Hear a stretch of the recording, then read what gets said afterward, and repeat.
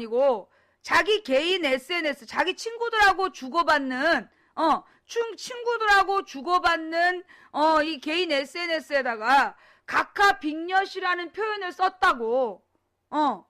이 사람을 판사 임용해서 제한다.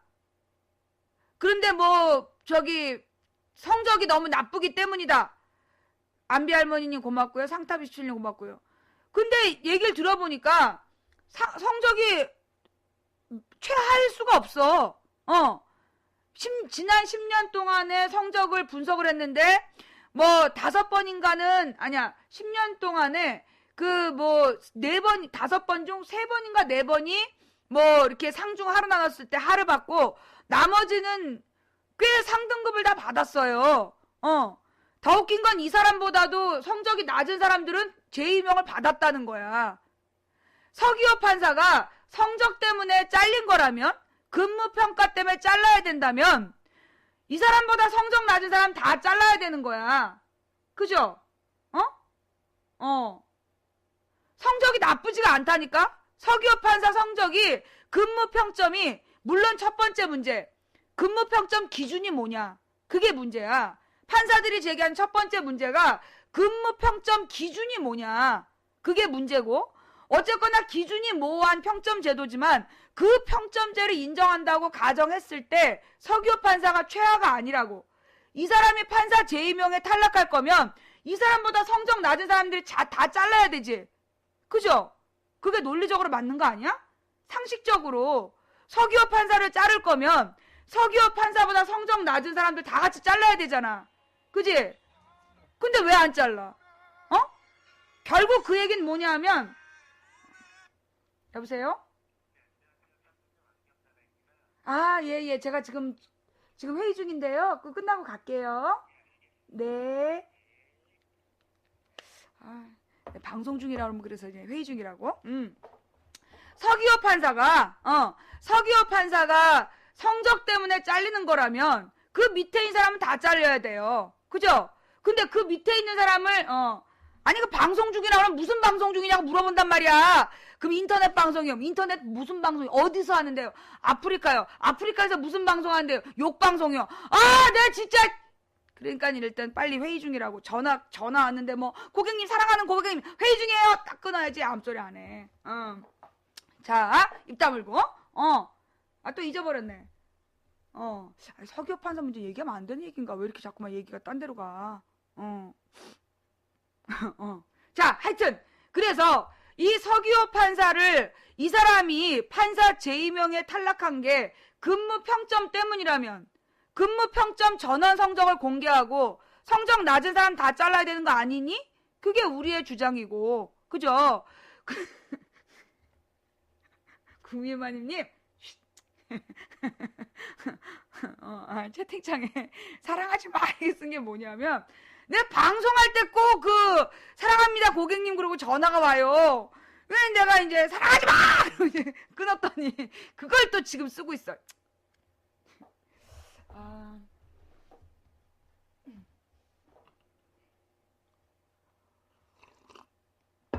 생방송의 묘미죠. 자, 우리 중계방으로 이동 좀 부탁드리면서 자, 그 다음에 결국은 그렇다라면 이 서기호 판사의 제2명 탈락 처분의 원인은 결국은 뭐란 얘기야? 결국은 이거는 성적이 아니라 각하빅엿 때문이다. 이거 증명한 거예요. 그죠? 자, 여러분, 우리 여기서 꼭 짚고 넘어가야 될 문제가 있어요. 우리 중학교 사회, 고등학교 법과 사회 두 개 과목에서 2번 가르치는 내용이 있어. 뭐냐 하면 우리나라는 정치체제가 대통령제다.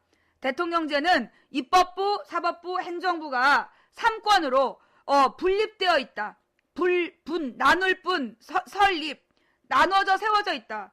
이 대통령제는 강력한 우리나라 대통령의 권한이 전 세계에서 권한이 제일 커요.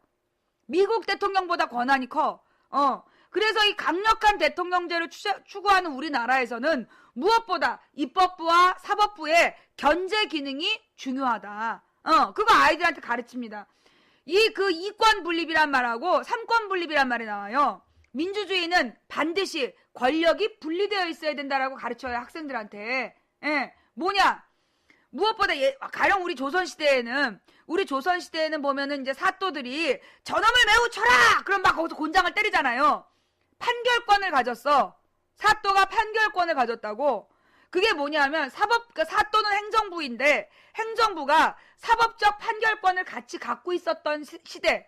그거를 전체주의 시대 내지는 그러니까는 그 전통사회라고 불러. 민주사회와 구분해서 과거에 민주주의가 도입되기 이전에는 지역 수령이 사법권까지 행사했던 그런 게 있었다라는 거예요.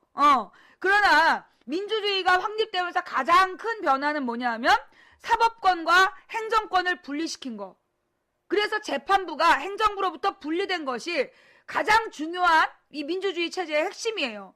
그게 우리가 이제 중고등학교 때 아이들을 사회를 가르칠 때 보통 정치 체제를 크게 두 가지로 가르칩니다. 사실은 더 다양하지만 대표적인 두 가지가 하나는 의원 내각제, 하나는 대통령제가 있다. 민주주의의 정치 체제에는 크게 두 가지가 있는데 하나는 의원 내각제, 하나는 대통령제다. 그래서 의원 내각제는 영국이나 일본 같은 나라죠. 독일도 마찬가지고. 대통령이 있다 없다? 없어요. 대통령이 없고 행정부 최고 책임자가 총리야.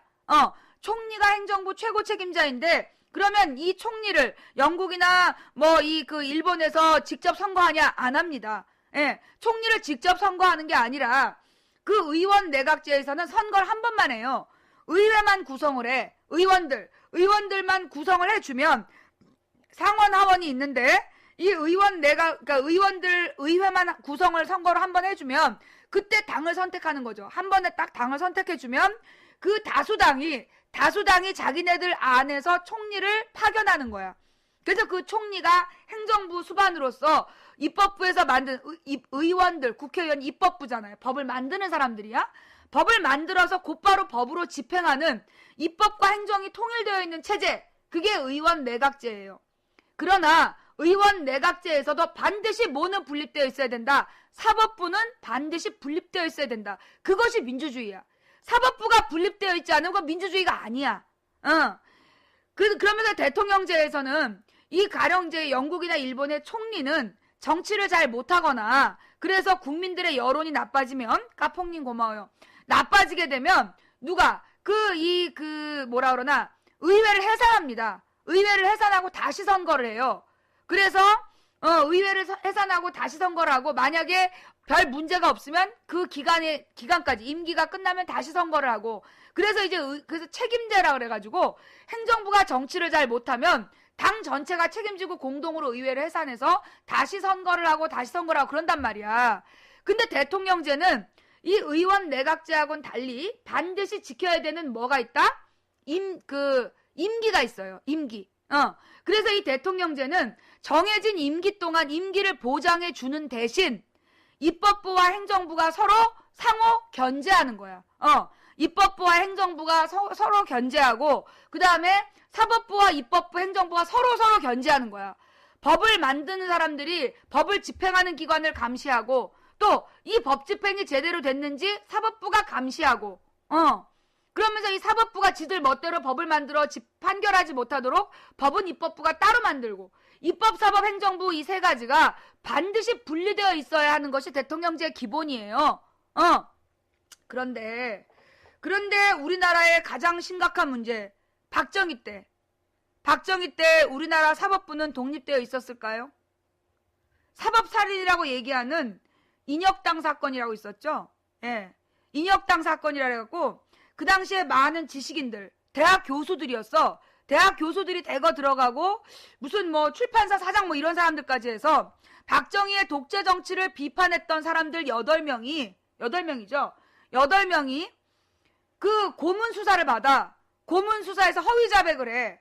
그래서 재판이 열리자마자 우리가 범죄를 인정하냐고 모든 재판 첫 번째는 너희들의 범행을 인정하냐고 묻습니다. 그때 이 피고들이 우리는 인정할 수가 없다. 이거 고문 수사 받은 거다.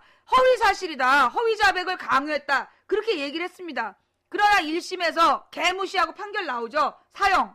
그리고 나서 그 사형 선고하고 다음날 아침 해 뜨기 전에 죽였어.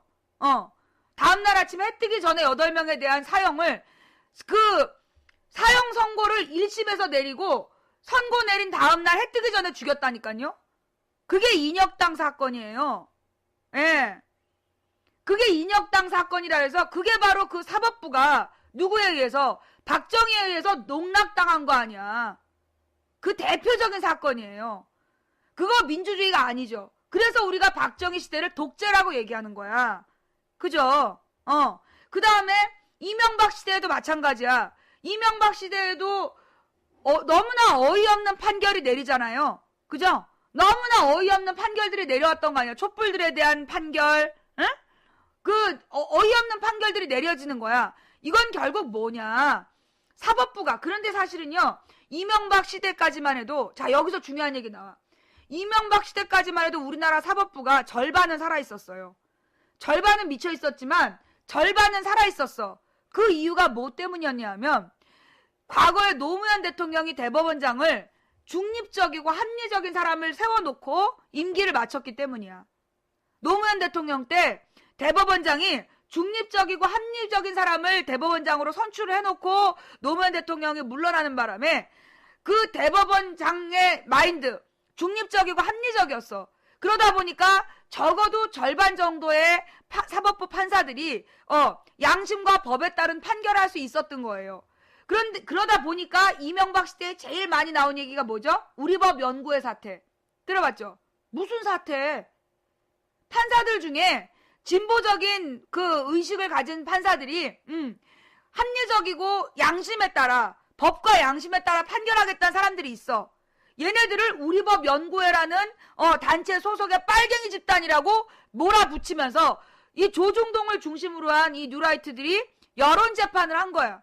그러면서 판사들이 양심에 따라 판결하는 게 아니라 사상에 썩었기 때문이다. 빨갱이 사상에 물들어서 저런 판결 내린다. 그따위 개소리 한 거 아니야. 그러면서 우리 사법부를 능욕을 했는데 사실 우리법 연구회 소속 판사들 중에 그나마 쓸만한 판사들이 있었던 거예요. 그걸 이명박 시대에 조중동과 이 뉴라이트들이 드립다 까댄 거야.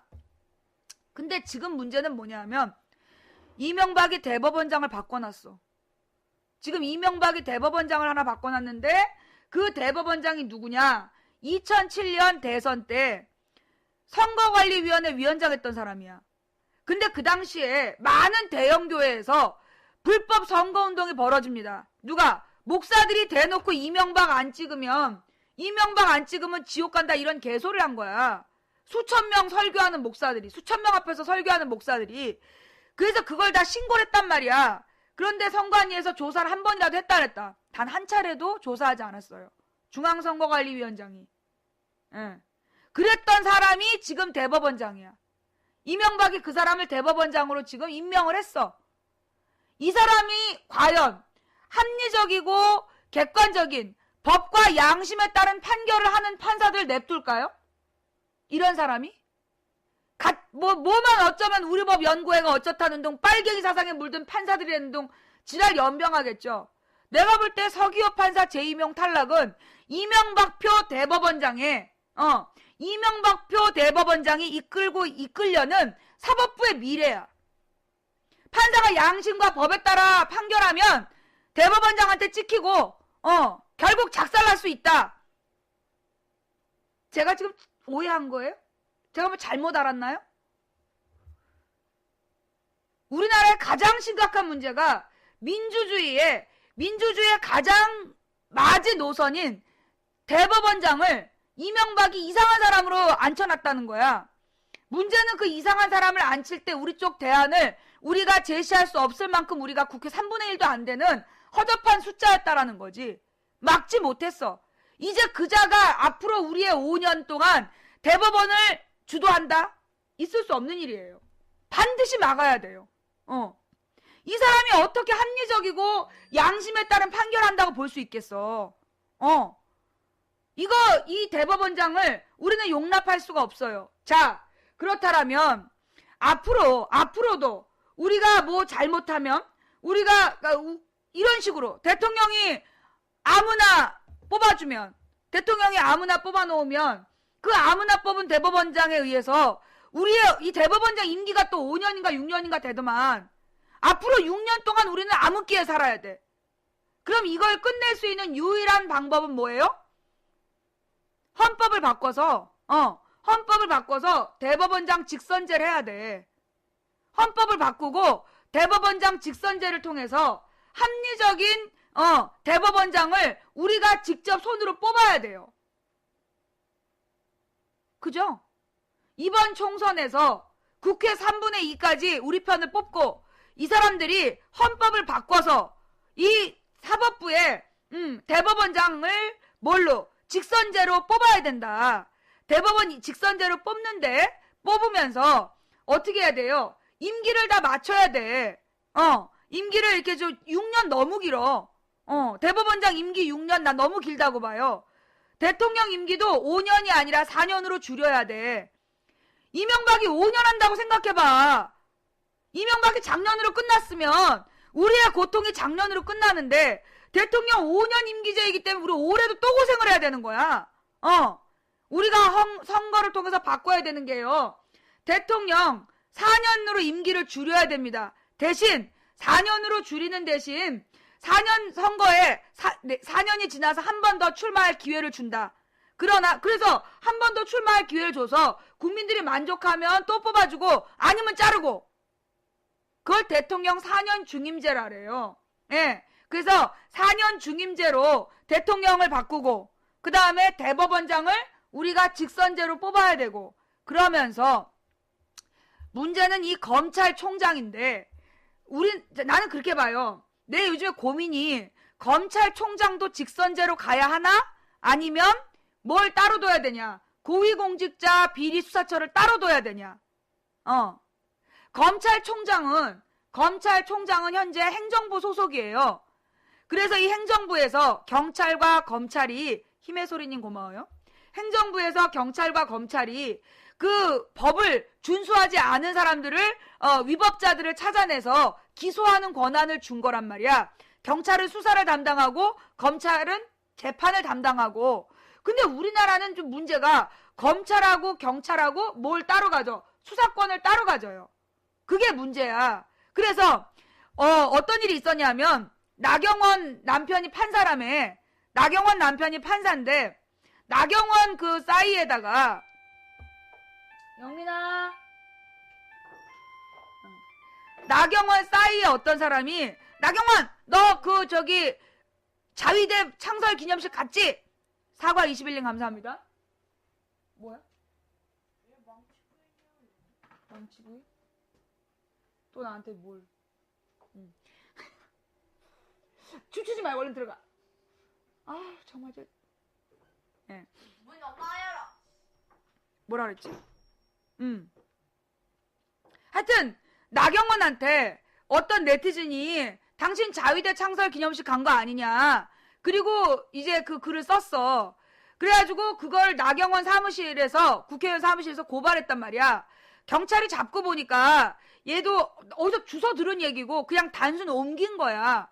그러니까 얘를 처벌을 안 하겠다. 얘는 이제 고의성도 없고 뭐 반복적으로 한 것도 아니니까 경찰이 어떻게 했어요? 수사 종료를 했어. 이거 건수가 안 된다 싶어갖고 수사 종료를 했는데 누가? 판사가 나경원 남편이 검사를 시켜가지고 자기 검찰에 있는 친구를 시켜가지고 자기 사법부 뭐 사법연수원 동기를 시켜가지고 검찰한테 압력을 넣은 거 아니야. 다시 조사하라고 기소하라고. 기소만 하면 자기네들이 알아서 하겠다. 그래가지고 기소를 강제로 시켰어. 검찰이 다시 수사를 해갖고 얘를 기소를 한 거야. 그래서 얼마? 700만 원? 벌금이 700만 원인가? 얼마였죠? 꽤 큰 벌금형에 처해졌어요. 누구세요? 네, 감사합니다.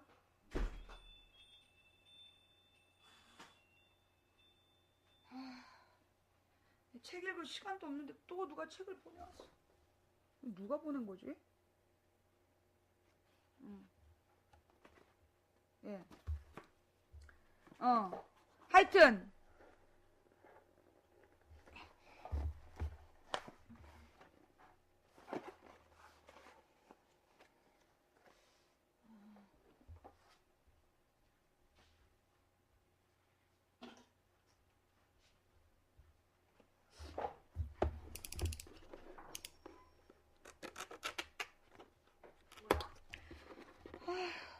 책, 무슨 책? 몰라.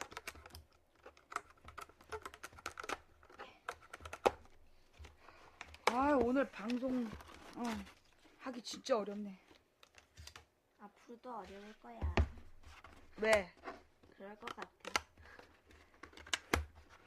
아이고, 엄마 손으로 뭐 이렇게 하는 게 잘 안 되니? 너만 안 되나? 눈도 안 돼.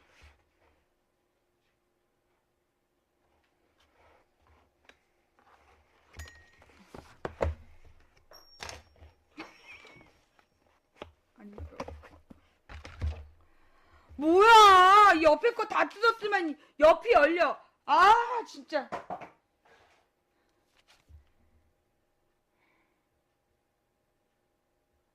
이건 뭐지?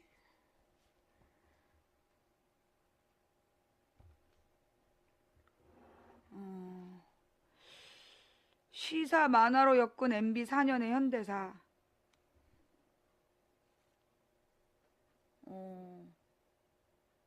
프레시안의 손문상, 손문상 화백, 한겨레 신문의 장봉군 화백, 경향신문의 김용민 화백, 노컷뉴스의 권범철 화백, 이런 분들이 그림을 그리고요. 유한희 씨라는 분이 글을 쓰신 헤르츠 9의 기억하라. 예. 요런 책이 나왔나봐요. 예. 오, 재밌겠는데요? 만평을 쭉 모아가지고 책으로 냈나봐. 사건. 예. 올. 예. 이런 책이 나왔대요. 예. 요 누가 보내주셨어요. 기억하라. 예, 기억하라. 기억은 무기다. 기억하라. 명랑하게 장전하라.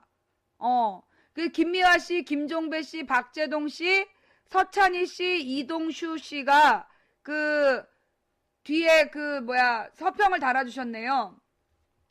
김미아 씨가 이렇게 썼네. 나는 만화 없는 삭막한 세상은 상상하기도 싫다. 나를 스타로 만들어진 순학질 여사도 만화 주인공 아니었던가. 흘러간 대중가요를 들으면 그때 이런 일이 있었는데 하며 무릎을 치게 되는데 이 책도 그랬다. 카툰들이 살아 움직이며 지난 4년의 기억을 건드렸다. 아픈 기억, 슬픈 기억, 기쁜 기억. 기억하라는 만화로 보는 우리들의 생활 기록부다. 오, 예. 이슈 털어주는 남자 진행자인 김종배 씨는 사람은 절실할 때 그리고 간절할 때 외마디 비명을 지른다. 단어 하나에 영혼을 담아 각혈하듯 토해낸다. 시사 만화도 그런 것이다. 시사 만화는 설명하지 않고 주장하지 않는다. 그저 토해낼 뿐이다. 그때그때의 뉴스에 국민의 마음을 담아 비명을 그려낸다. 그런 점에서 기억하라에 실린 내 화백의 시사 만화는 시대 상황의 기록임과 동시에 시대 정서의 흔적이다. 재밌을 것 같아요. 예. 자, 책 볼 시간을 주시고, 책값이요. 인터넷 서점에서 사면 좀 싸죠? 15,000원이래요. 예. 15,000원이니까, 인터넷 서점에서 사면, 예. 13,500원에 살 수 있답니다. 예. 13,500원에 살 수 있대요. 평상시에 대화가 잘 안 통하는, 예. 평상시에 대화가 잘 안 통하는, 친구나 가족이 있다. 한 권 사서, 출퇴근길에 이런 것도 괜찮겠네요. 자, 이렇게 해서 또 이제 이기태님 감사합니다. 네. 자, 하던 얘기 마저 할게요. 네.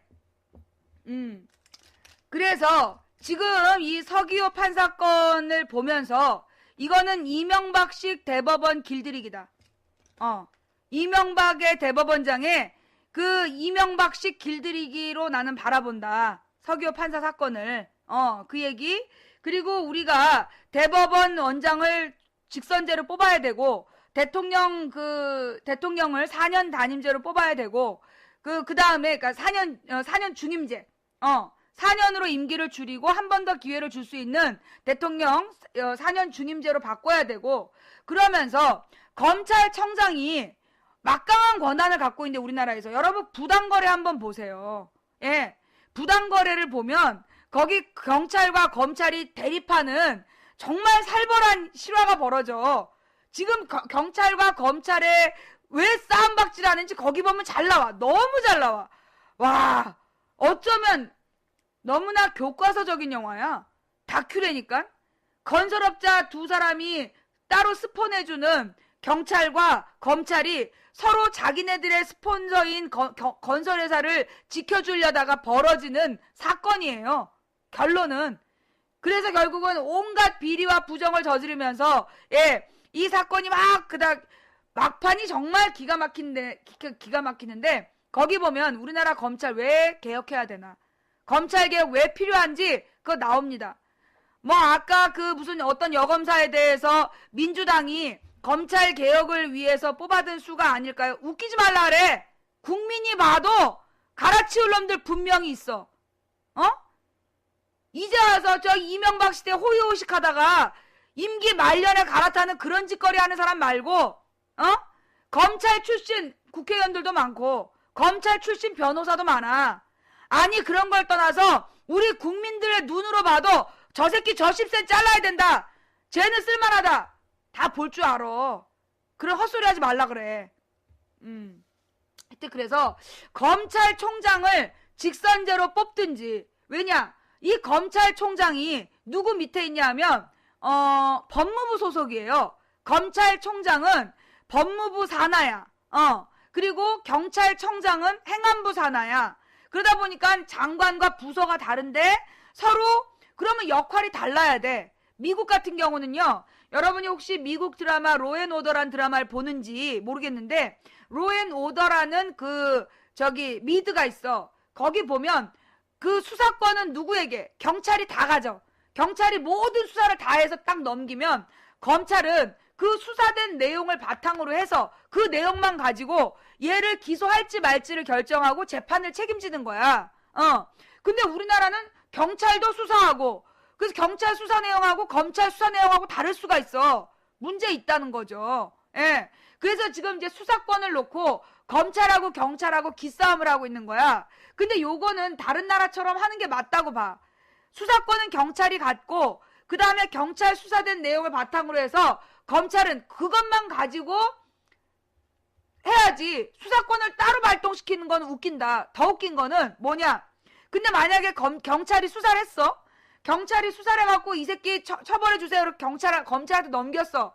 근데 검찰이 사바사바 내부에 뭘 받고 내부에 무슨 이제 오가는 뭘 받아가지고 기소를 안 해버렸어. 그게 문제야. 사건의 핵심은 기소 독점권이라 그래가지고 그 재판을 걸지 말지를 검찰이 결정을 해요. 혼자서. 검찰만. 근데 경찰이 조사했고 이 새끼 범인이고 증거까지 완전히 다 넘겼는데 검찰에서 증거 사라지고 그 수사가 흐지부지 돼버리면 안 되는 거잖아. 그래서 그래서 뭐가 필요하다. 경찰에서 수사를 해가지고 검찰로 넘겼어. 근데 검찰에서 기소를 안 하겠다라고 얘기하면 경찰이 이걸 다른 기관에다가 경찰이 이거를 제3의 기관에 헌법재판소 밑에 두든지 헌법재판소 밑에 두든지 아니면 뭐 대법원 밑에 두든지 고위공직자 비리 수사처라는 것을 두고 거기에서 제3의 기관에서 이거 왜 기소 안 했는지, 그 검사가 혹시 뭐 부당거래에 나온 것처럼 돈 받아 처먹고 그냥 흐지부지 한 거 아닌지 할 수 있어야 된다는 거죠. 그래서 나온 게 고위공직자 비리 수사처라 그래서, 자, 가령 지금처럼 검찰청장이 대통령 밑에 법무부 장관 밑에 있어. 그러면 이 검찰이 대통령 친인척 비리 수사할 수 있습니까 없습니까? 수사 못해요. 왜? 그리고 검찰이 그 대통령 친인척 비리 수사하면 대통령이 법무부 장관 자르고 법무부 장관한테 압력 넣고 법무부 장관이 열받아갖고 검찰총장한테 압력 넣고 검찰총장이 열받아갖고 그 지방 검찰 그 부장한테 압력 넣고 부장이 이 새끼 이러면서 강간범만 잡으러 다니라 한다든가. 이 사람은 돈 먹을 기회가 없잖아. 그러면 이 검찰이 그래서 말을 잘 듣는 거야. 자기 대통령 측근 비리에 대해서 검찰이 칼을 못 빼드는 이유가 그 구조 때문이에요. 근데 행정부하고 분리된, 그래서 입법부하고 행정부하고 사법부 이 제3의 공간에서 판사, 그럼 거기다 부러진 화살 봐봐. 부러진 화살의 판사, 정말 씹새죠. 영화 속에 나온 그 판사는 씹새야.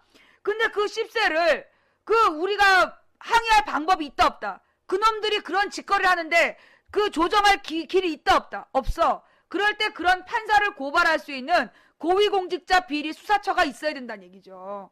예, 예.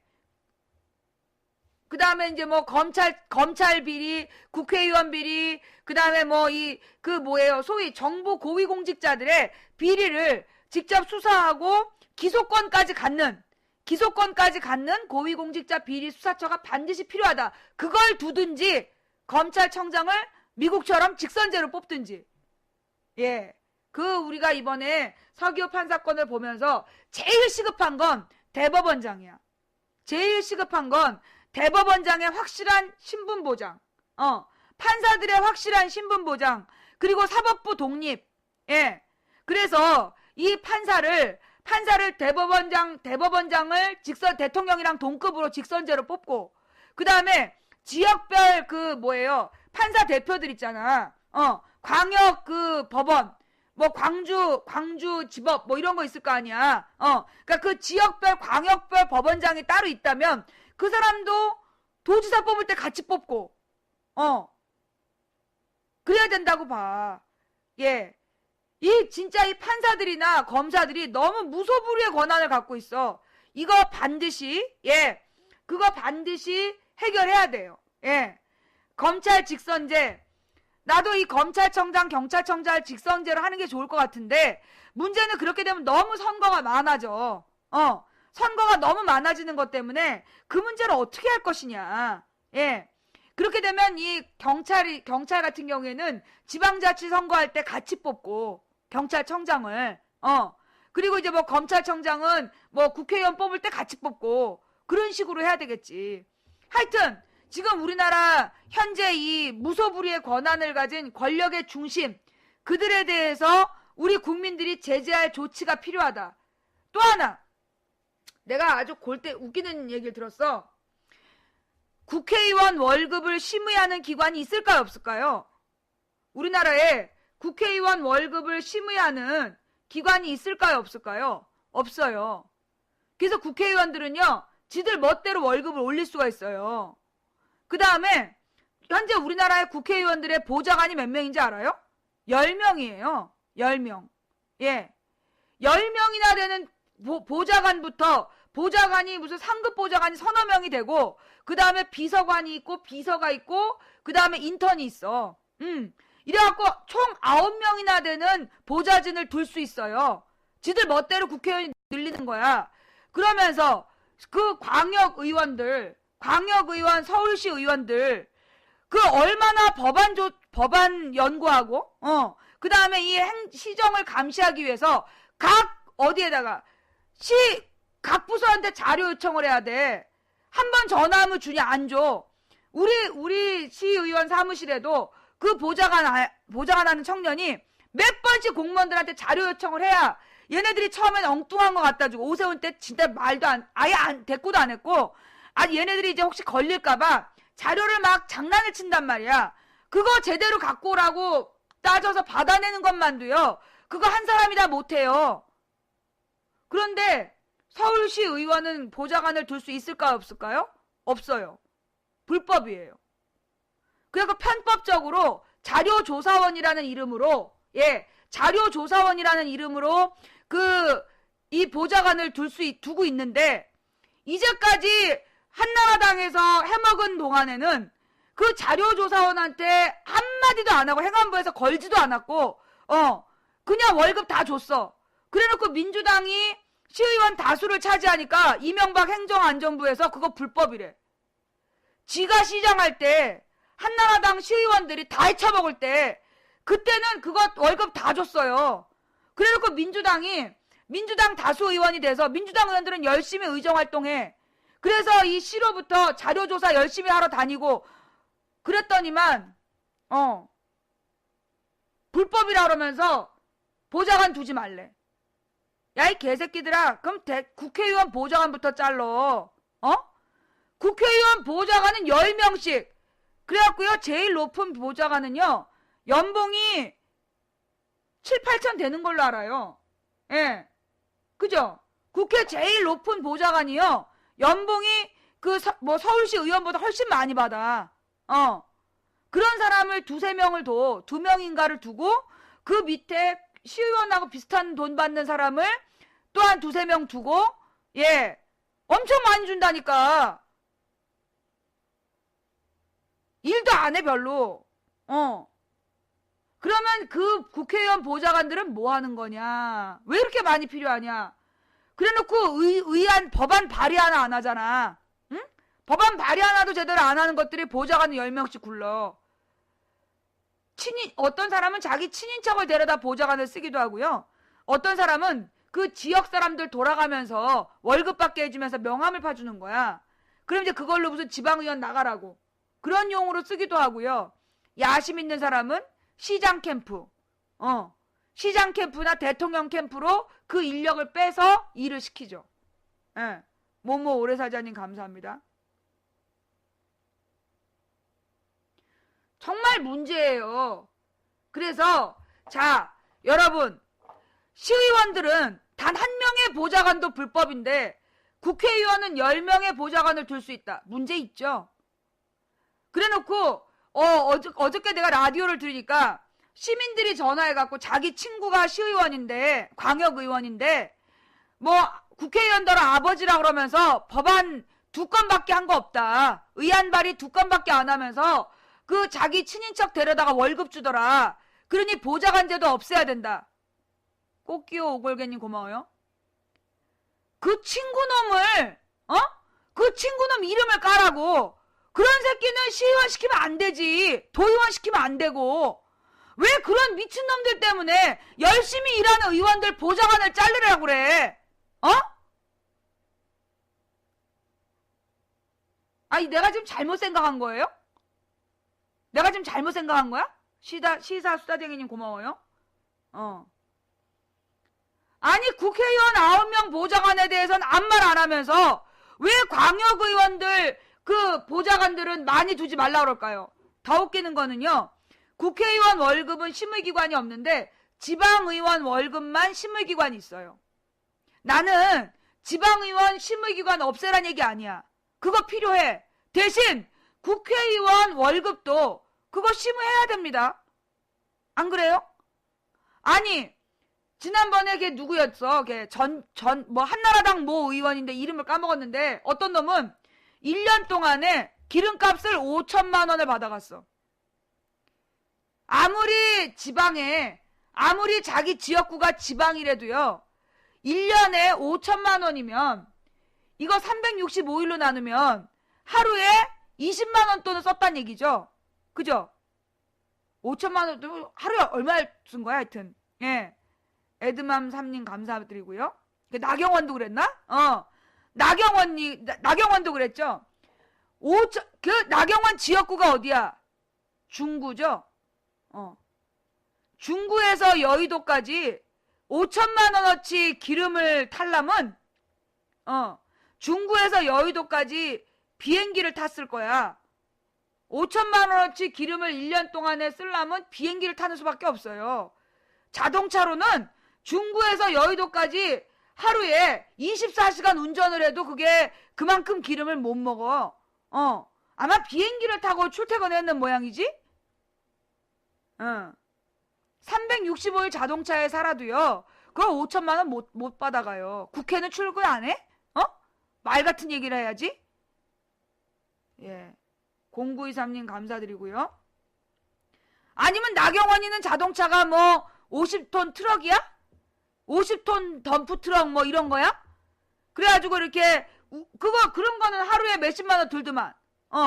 하루에 한 몇십만 원 들어. 그러니까 아마 이제 나경원이는 그 국회 갈 때 중구에서 일단 그 짐 매체를 헐어가지고 그걸 덤프 트럭에다가 이제 잔뜩 싣고 그걸로 이제 국회에다가 딱 나경원을 내려다 주고 그 차를 중구하고 여의도 사이를 막 왔다 갔다 하면서 의정활동 했나 보지? 그러니까 이제 5천만 원 기름값이 들어가는 거지. 그지? 웃기고 앉아있는 거지. 아주 웃기고. 그게 나경원만이 아니야. 나경원 말고 한나라당에 무슨 다른 남자 의원이 있어. 남자 의원도 5천 몇백만 원이야, 기름값이. 예. 한나라당에 무슨 남자 의원도 그 사람은 지방이야. 정병국이었나? 내 이름을 잘 모르겠는데 그 지방, 그러니까 지역구가 지방인데 그 지역구가 지방이라고 하더라도 그 돈이 안 나와. 근데 그 기름값을 타간 거야. 이 나경원이 2년간 주유비 5,800만 원. 그러면 1년에 2,600만 원? 아니야, 2,900만 원? 3천만 원 더 쓴 거네. 1년에 3천만 원. 하루에 거의 100만 원 꼴. 응? 하루에 100만 원 꼴로 쉬지도 않고 자동차를 탔단 얘기네. 휴가 간 거 빼고 외국에 나간 거 빼고 얼마를 탄 거야? 그러니까 덤프트럭 타고 다닌 거야? 1년에 3천만 원어치 자동차 기름을 넣었다는 얘긴데 그런 걸 다 해준다는 것도 나는 문제라고 봐. 이것도요, 진짜 이 우리나라에 이 국회의원들은 아무런 제재 조치가 없어. 그런 건 막 헤쳐먹어.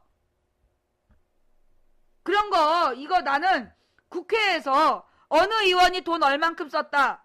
그거 국회 홈페이지에 그대로 다 공개해야 된다고 봐. 기름값. 국회의원 그러니까 국회 홈페이지에 각 의원실에서 타간 경비, 그거 다 공개해야 된다고 봐. 그지? 그거 다 우리 세금인데. 그런 법을 국회의원이 안 만드는 게 문제야. 왜 우리나라에는 다른 나라에 있는데 우리나라에는 막 없는 거. 국민들이 직접 법을 만들 수 있는 그게 없어. 국민 입법권. 예. 그래서 지금 이 지경이야. 이번에 총선에서 그런 문제를 과연 어느 정당이 공약으로 할지는 모르겠지만, 이번 총선에서 그 국회의원들 바꾼 다음에 그런 요구를 해야 돼. 그런 요구를 하고 그렇게 바꿔가야 돼요. 이번 총선에서부터.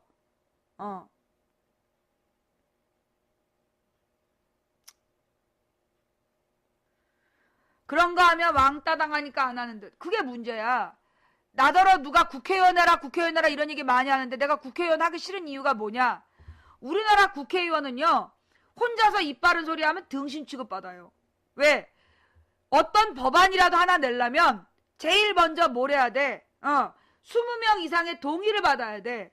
그런데 웃기는 거는 이 20명이 자기네들 계파가 아니면 동의를 안 해줘. 그래서 아무리 자기가 또 저기 올바른 일을 하고 싶어도요, 20명이 안 되면 할 수 있는 일이 없어. 그러다 보니까 그 민주당에도 괜찮은 의원들이 들어왔다가 왕따 당하고 그 꼬라지 난 거 아니야? 왜 한나라당에 멀쩡한 사람이 학벌도 좋고 직업도 좋고 평상시에 입 바른 소리 하다가도 한나라당만 가면 이상해지잖아. 한나라당만 가면 등신이 돼. 왜? 그 당 분위기야. 거기에서 입 바른 소리 하고 바른 소리 하면 얘는 잘리는 거야. 얘기가 딴 데로 갔는데 하여튼 그래서 이 사법부 개혁 그 이야기가 이 서기호 판사 문제는 단지 개인 서기호한테 집중하면 안 된다. 이거는 이명박이 심은 대법원장이 지 입맛에 맞게 길들이는 중이다. 너네 까불면 잘러.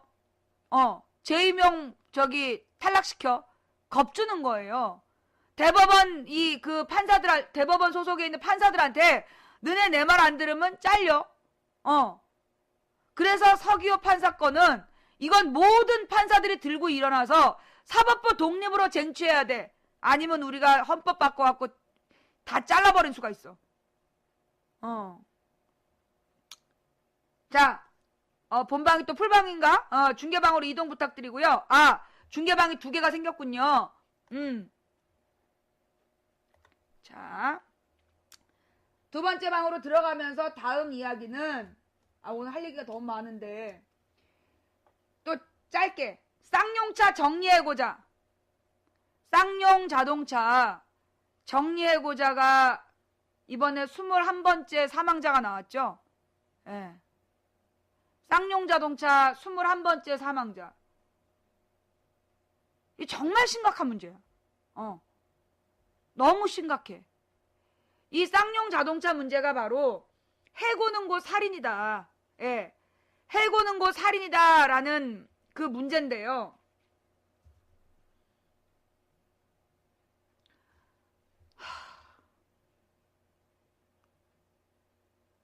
쌍용 자동차 사건. 그게 2009년 여름이었죠? 2009년 여름에 그 쌍용 자동차 사건 터진 거지? 2010년 여름이야? 2009년 여름? 2009년 여름이야. 그지? 아, 정말 그때 일도 많았어. 그 당시에 이 쌍용 자동차 그 문제는 뭐였냐면 그 우리나라의 그 자동차 회사가 크게 현대자동차, 기아자동차, 쌍용자동차 그렇게 있었죠. 나중에 삼성자동차가 들어왔다가 쫄딱 망하고 결국은 이 세 개, 대우자동차, 대우까지 해서 한 4개였던 것 같아. 근데 그 중에서 그 이 쌍용 자동차가 그 그러니까 대우자동차가 제일 먼저 무너졌고 그 다음에 쌍용 자동차가 그러니까 대우가 먼저 팔리고 그 다음에 쌍용이 이제 그 위기가 오고 이 쌍용이 아마 무쏘인가 그 뒤로는 인기종이 없었어. 인기차종이. 이 쌍용이 굉장히 차를 튼튼하게 만드는 대신 차를 굉장히 튼튼하게 만드는데 그 대중의 흐름을 읽질 못한 거야. 디자인이가 경영의 문제죠. 쌍용 자동차에서 그 인기 모델이 거의 없었어. 그러다 보니까 이 쌍용 자동차 경영진이 대중의 감각을 제대로 못 읽고 변화되는 이 그 세계 정세를 못 읽은 거야. 그래갖고 경영진의 실수 때문에 이 회사가 그다음에 IMF 이후에 극복을 못했지. 결국은 이게 누구한테 넘어가? 이 중국 이 쌍용 자동차를 팔기로 했는데 아무도 안 살려는 거야. 그러니까 이제 중국 자본이 딱 뛰어들었단 말이야. 근데 그때 이 쌍용 자동차 노동자들이 안 된다. 지금 이거 중국으로 주면 우리 라인에 대한 기술만 털리고 이 새끼들이 먹고 틀 거다. 그러니 국가에서 이 사업자 선정을 할 때 쌍용 자동차 사업 선정을 할 때 먹고 튀지 못하도록 어느 몇 년 동안은 저기 공장을 운영한다라는 그 강제 규정을 두라 그랬어. 그죠? 그게 노조의 요구였던 걸로 알아. 근데 정부에서 그게 뭐 국가와 국가의 신뢰가 있고 그렇게 기업을 그렇게 강제 규정을 두면 누가 지금 당장 들어와서 이걸 인수를 하겠냐. 우리가 당장 코앞이 왜 이게 지금 발등에 떨어진 불인데 이래가지고 결국 중국 자본한테 싼 값에 매각을 했단 말이야. 근데 이 새끼들이 결국 어떻게 했어? 그 라인에 대한 기술만 딱 홀딱 빼먹고 버리고 간 거야. 이 문제에 대해서 책임을 그런데 이 쌍용 자동차 그러니까 이 자본 그러니까 중국 자본이 그 기술만 빼먹고 먹고 튀었어. 경영진은 온갖 파티 다 하고 지네가 누릴 걸 충분히 누리면서 결국은 그 경영상의 어려움으로 회사가 어려워졌으니 노동자들 따라 나가라 그런 거 아니야. 그래서 못 나가겠다. 싸움이 붙었어. 파업이 된 거야. 파업이 되자 경영자들이 어떻게 했어요? 그 노조원들을 살생부를 만들었어. 그래서 여기 뭐 전체 수 중에 절반 너네들은 계속 일을 하고 절반만 내보내는 거다. 근데 너네가 같이 파업을 하면 다 죽는다. 어떡할래? 그래서 자기 살생부 중에 산자의 명단이 올라간 사람들 그 사람들 대우를 이탈시켜요. 예. 그 이탈을 시키고 그 다음에 남은 사람들 중에서 어떻게 하는 거야? 너네가 알아서 그 명예퇴직하겠다라고 자진 퇴사를 하면 나중에 회사 사정이 좋아지면 재계약하겠다. 그래서 남은 자들의 절반을 또 그렇게 잘라내요. 그 분열시켜서 잘라내. 그리고 남은 자들이 800명인가 700명이 남아가지고 마지막까지 시위를 한 거 아니야.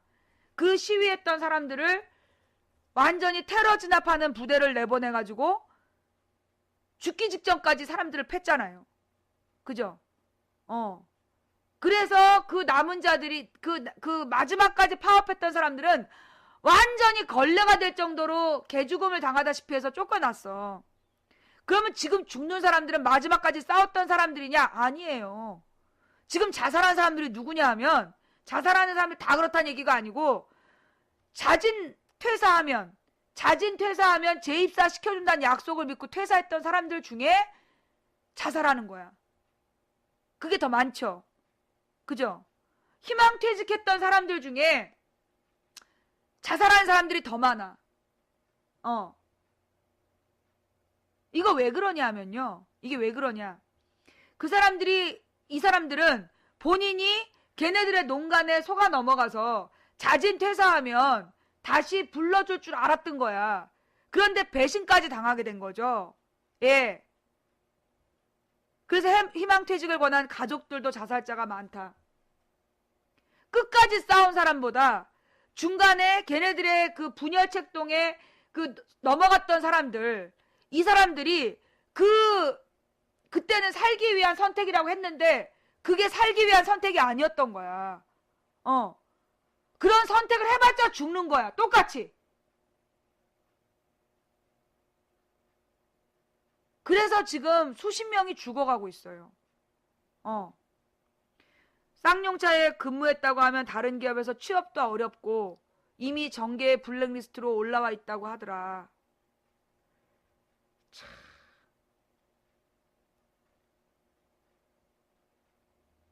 이 쌍용 자동차의 그 사망자들은요, 이건 이명박이 죽인 거예요. 예. 이명박이 죽인 겁니다. 분명히 얘기하면 쌍용 자동차의 지금의 희생자들은 이명박 정권이 죽인 겁니다. 다시 얘기할게요. 쌍용 자동차의 희생자 21명은 이명박 정권이 죽인 겁니다. 그 당시에 이 경영진들과 이 노조에 무엇을 원래 우리가 고등학교 법과 사회를 가르치다 보면 거기 뭐가 나오냐면 현대민법의 3원칙이라는 게 나와요. 옛날에 이제 18세기까지 18, 19세기까지는 자본가들이 이제 막 사업을 확장시켜야 되니까 그들에게 특혜를 줬어. 그래서 계약 자유의 원칙. 그래서 이 사장하고 노동자가 얼마나 싼 값에 계약을 하든 정부가 개입하지 않았어. 자유의사에 따라서 계약한 거면 그거 맞다. 그 다음에 반드시 사유재산은 보장해야 된다. 그 다음에 자기가 직접 죄를 저지르지 않았으면 책임 안 져도 된다. 과실 책임의 원칙. 세 가지가 19세기까지의 원칙이야. 근데 그러다가 결국 20세기 들어서자마자 1차 대전, 2차 대전을 마치면서 자본가에게 모든 특혜를 주니까 나라 경제가 망하는구나. 그래서 수정자본주의를 만들고 뭐라는 거야? 그 수정자본주의를 만들어서 이 수정자본주의 체제 하에서는 세 가지 현대민법의 3원칙이 따로 나왔어. 사유재산의 원칙, 사유재산 보장의 원칙이 사유재산 공공의 원칙. 사유재산권을 행사할 때 그것이 공공의 이익을 침해한다면 그 사유재산권을 공공이 제재할 수 있다. 원칙이 바뀌었어. 두 번째, 계약 자유의 원칙이 아니라 계약 공정의 원칙. 그래서 자본가와 노동자가 계약을 맺었는데 그 계약이 심히 약자에게 불리하다라면 이것은 정부가 개입해서 그 계약을 공정하게, 그러니까 처음부터 불공정한 계약은 무효다라고 얘기하는 계약 공정의 원칙이 나와. 이걸 가르치다 보면 거기 부속 내용으로 정부는 노사 간의 대립이라든가 세입자와 건물주의 대립이라든가 사회적으로 약자의 입장에 있는 사람이 불리하다면 정부가 개입해서 중재할 의무가 있다라고 가르쳐요. 그게 두 번째, 계약 공정의 원칙이야. 옛날에는 사장이 직접 잘못했을 때만 과실 책임이었다면 그 두 번째로는 비과실 책임의 원칙. 그래서 의도하지 않은, 그리고 내가 직접 잘못하지 않았지만 우리 회사 때문에 어떤 간접적인 피해가 발생하면 내가 책임진다. 그게 생긴 거예요. 그래서 요 민법의 원칙이 바뀌었어. 그 20세기에. 그게 적용 안 된 게 우리나라의 용산 참사하고 쌍용차 사태예요. 계약 공정의 원칙이라는 현대민법의 20세기 선진국에 다 적용되는 새로운 민법의 새 원칙 중에 계약 공정의 원칙이 지켜지지 않은 게 바로 이 쌍용차하고 용산 사태야. 기억해야 돼요. 그리고 또 하나는 이 쌍용 자동차 문제가 쌍용만의 문제가 아니다. 이 쌍용 자동차 문제는 여러분 쌍용 자동차 문제하고 한진중공업 희망버스 사태 알죠? 한진중공업 문제하고는 다른 문제일까요? 같은 문제일까요? 같은 문제예요. 쌍용 자동차 문제하고 한진중공업 문제하고는 둘 다 이 파업, 그러니까 그 뭐예요? 노동자들에 대한 집단 해고 문제잖아. 집단 해고 문제 같은 문제예요. 그리고 이 문제는 두 사건으로 끝날 문제가 아니라 지금도 우리나라에 왕대접 받고 있는 대기업들, 재벌 기업들이 또 일으킬 수 있는 문제야. 계속해서 반복될 수 있는 문제예요. 그래서 쌍용 자동차의 문제는 누구의 문제다? 우리의 문제예요. 우리 모두의 문제예요.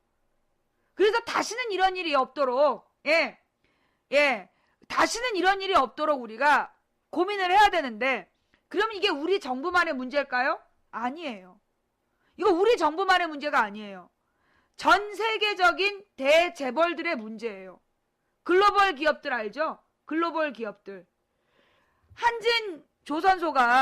한진중공업 조선소가 지금 필리핀에서 난리 난 거 아니야. 거기서도 똑같은 우리나라에서 하던 짓을 더 못되게 필리핀 거기 가서 조선소를 하면서 필리핀 노동자들한테 쌍욕하고 빨리빨리 서두르라 그러고, 거기서 지금 이 중공업에서 이 배 만들고 이럴 때 바르는 이 염료들이 다 발암물질이라는 거 아니야. 근데 그 발암물질들 그냥 바다로 막 흘려보내고, 환경에 대한 어떠한 보호장치도 안 하고, 세계 WTO라는 세계무역기구가 결국은 대재벌들이 만든 자기네들의 무한 이익을 위한 기구잖아요.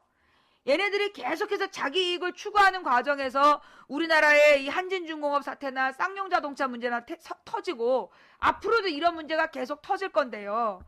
이거는 정말 이게 말세로 가는 길이에요. 여러분은 다큐멘터리 같은 거 좋아하십니까? 저는 사라진 문명들이라는 다큐멘터리를 참 즐겨 보는데요. 과거에 며칠 전에 아포칼립토란 영화도 하더만. 아포칼립토라는 영화 보셨어요? 그 영화에 보면 그게 마야 문명에 대한, 마야 문명인가 잉카 문명에 대한 한 장면이 나오잖아요. 그런데 이집트의 피라미드, 마야와 잉카 유적, 그리고 고대 그리스의 신전들, 그런 모든 것들을 보면 그들은 한때 세계 최고였어. 세계 최고의 권력을 누렸던 자들인데 그 문명이 지금은 재가 되어 있잖아요. 돌무대기만 남아있잖아. 이게 왜 이러냐.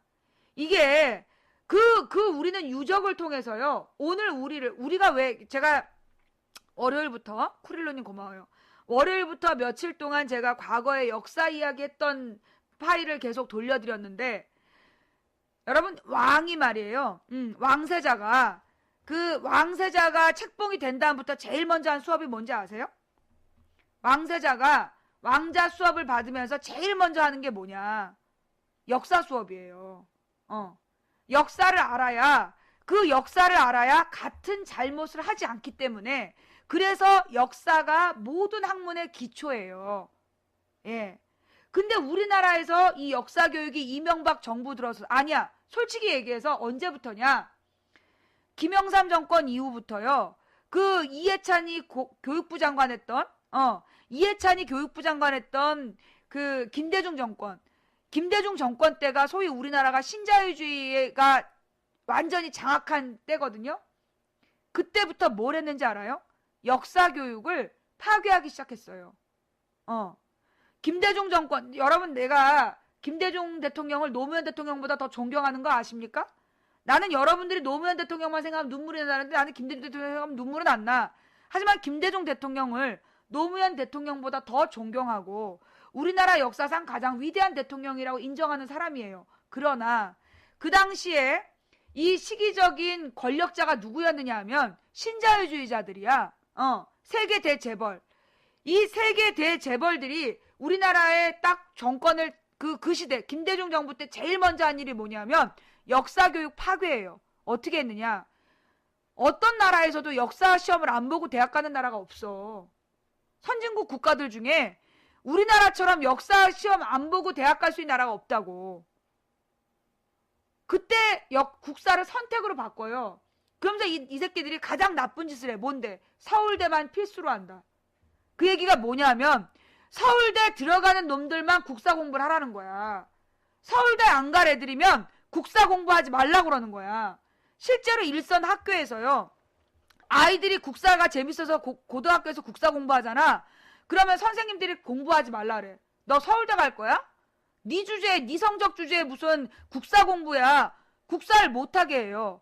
그래서 그 학교에서 1%만 국사 공부를 시키는 거야. 1%만 국사 공부를 시키고 99%한테 국사 공부를 못하게 했어요. 고등학교 때. 그게 언제부터야? 김대중 정부 때부터야. 김대중 정부, 노무현 정부, 그런데 그래도 두 대통령은 상식이 있기 때문에 국사를 가지고 대신 국사에서 한국 근현대사 같은 거 공부하고 싶은 대로 공부하게 했어요. 이명박이 되면서 어떻게 했습니까? 국사를 이 자기네들이 그 뉴라이트 국사 교과서를 만들어가지고 근현대사 교과서를 만들어서 그거를 가르치라고 막 협박을 했는데 선생님들이 말을 안 들었잖아. 그랬더니 뉴라이트 근현대사를 국사책에다 섞어가지고 국사를 필수로 해서 이젠 국사를 필수로 가르쳐. 그런데 가르치는 국사가 아니야. 지금 이명박이 필수로 만든 역사는요. 여러분 왜 중고등학생들이 20대 애들이 약간 꼴통 같은 기질이 있잖아. 왜 그러냐면 얘네들이요. 뉴라이트 역사관으로 만든 국사책을 필수로 만들어서 그래요. 이명박이 필수로 만든 건 뉴라이트 역사관으로 쓰여진 책이야. 내가 아까 잠깐 얘기한 부분에 보면 조선시대에는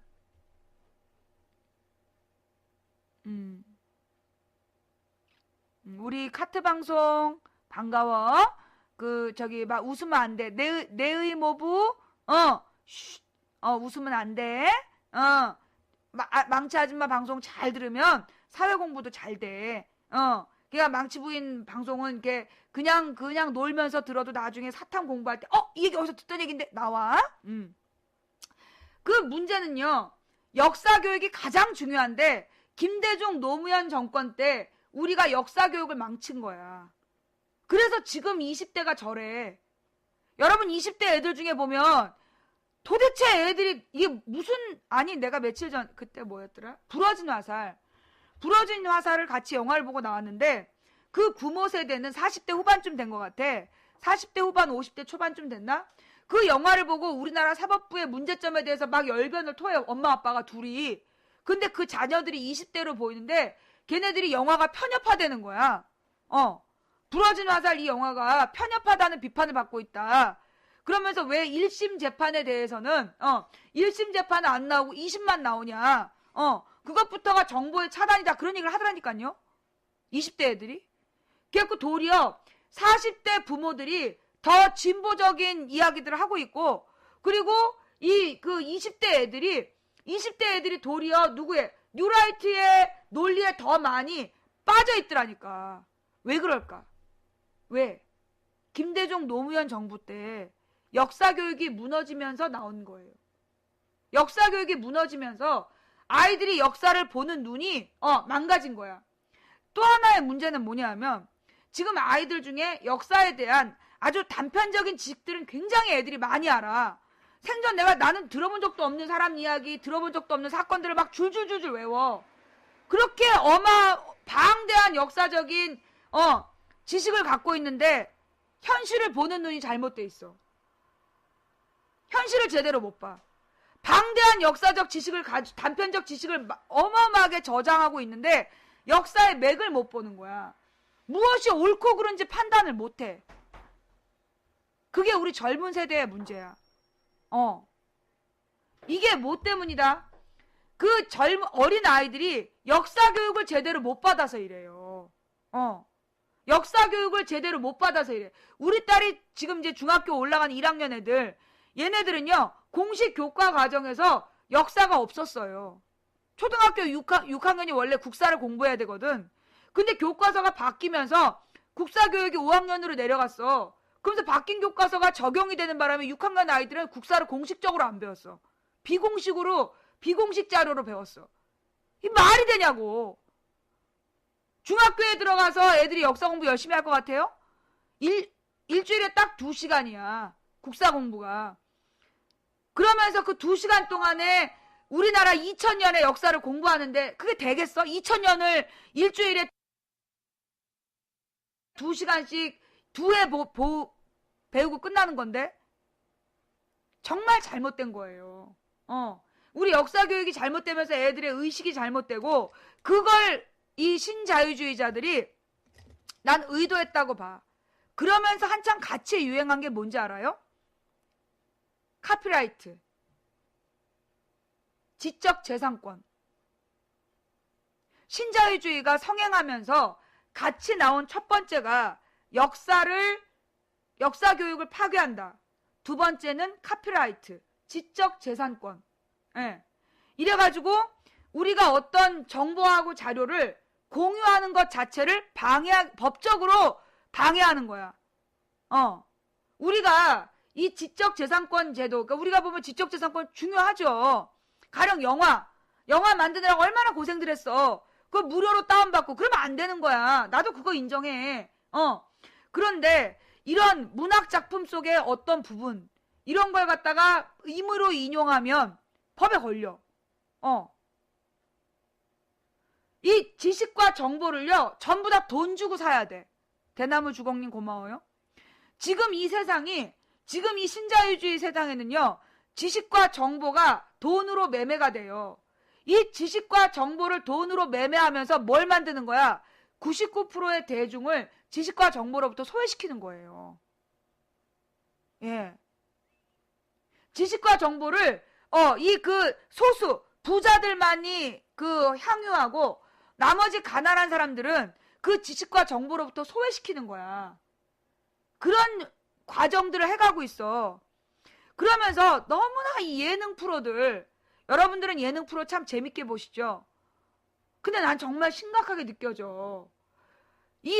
요즘에 청소년들이, 내가 어렸을 때는 사실 우리가 예능 프로라고 볼 게 없었어. 그래서 뭐 봤냐 하면 사극 보고, 사극 같은 거 보고 다큐멘터리 보고 그랬단 말이야. 볼 게 없어서. 근데 그런 것들은 보면 머릿속에 남고 그게 지식과 정보가 됐어.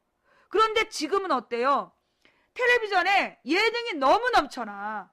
너무너무 예능이 넘쳐나고 모든 황금 시간대엔 전부 다 뭐 하고 있어? 오디션 프로야. 그 오디션에 목을 메고 모든 방송사, 케이블까지 다 나서가지고 막 오디션 프로를 해대는 거야. 아이들의 이제 꿈과 진로는 어차피 이 나라에서 우리 부모가 밀어주는 것도 아니고, 그러면 나 같은 사람 성공할 수 있는 유일한 길은 연예인이다. 연예계로 진출한다고 나가가지고 개고생하는 99.9%는 안 보여주고 0.1%의 스타만 보여주면서 오디션 프로의 애들을, 모든 청소년들의 머리를 옥죄이고 있는 거야. 정말 심각해요. 어떻게 하면 좋아? 사극 많이 하는데 문제가 뭐냐? 여러분, 제가 어린 시절 사극에는요, 반드시 뭐가 있었냐면 감수가 나와요. 모든 드라마의 사극에는요, 기억해봐. 가서 자료 찾아봐. 모든 사극 드라마에는 맨 마지막 자막 끝에 감수 누구누구라고 나와. 그게 그 시대 가장 유명한 역사 교수들. 예.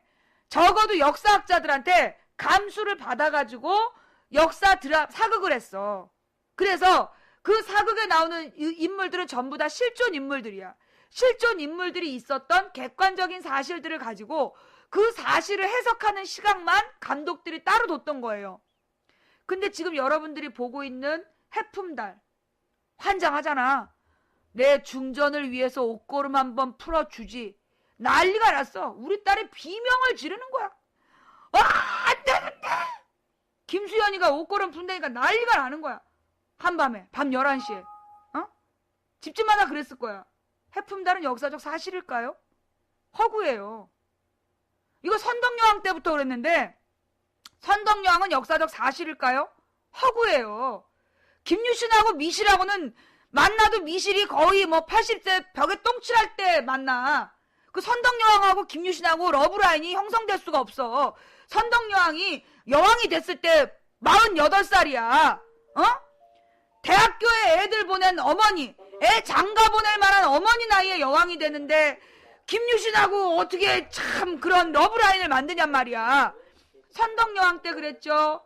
그러면서 지금 이게 이 드라마들이 퓨전 사극이란 이름으로 역사적인 사실을 왜곡하고 있는데요. 굉장히 심각한 문제예요. 예. 지금은 아예 해를 품은 달에 뭐라고 나와? 이 이야기는 실제로 존재하지 않았던 가상의 왕을, 가상의 왕 시대를 배경으로 한 영화다. 이렇게 나오잖아. 드라마다. 이런 사극은요, 도움이 안 돼. 이건 사극이 아니야. 이건 판타지야. 뭐요? 이건 사극이 아니라 판타지라고. 뿌리 깊은 나무도 마찬가지야. 여러분, 사극이라는 것과 판타지는 분명히 다릅니다. 판타지는 사실이 아니에요. 그건 보고 배울 게 없어요. 판타지는 보고 배우는 게 없어. 다만 인간적 감동은 느낄 수 있지. 사랑 이야기. 그러나 그건 역사적 사실을 전달하는 게 아니야. 이 심각한 문제라니까 이게 지금. 나는 이것도 지금 이 드라마에서 판치고 있는 퓨전 사극이라는 이름의 역사 파괴. 여러분, 이건 그럼 우리나라에서만 있었을까요? 아니에요. 이게 여러분 자료 한번 찾아봐. 그 미국의 유명한 멜 깁슨이라는 배우가 있어. 그 멜 깁슨이라는 배우가 그 예수님에 대한 영화를 하나 만들었잖아요. 예수에 대한 영화를 하나 만들었어. 되게 유명한. BJ 존캐님 고마워요. 그 멜 깁슨이란 사람이 예수에 대한 영화를 만들었는데 그냥 크라이스트였나? 지저스 크라이스트였냐? 패션 오브 크라이스트라는 영화를 만들었던 그 멜 깁슨이란 사람. 그 사람이요. 이 역사를 파괴하는 사람이라고 비난받고 있다라는 기사를 내가 노무현 대통령 때 읽은 기억이 나.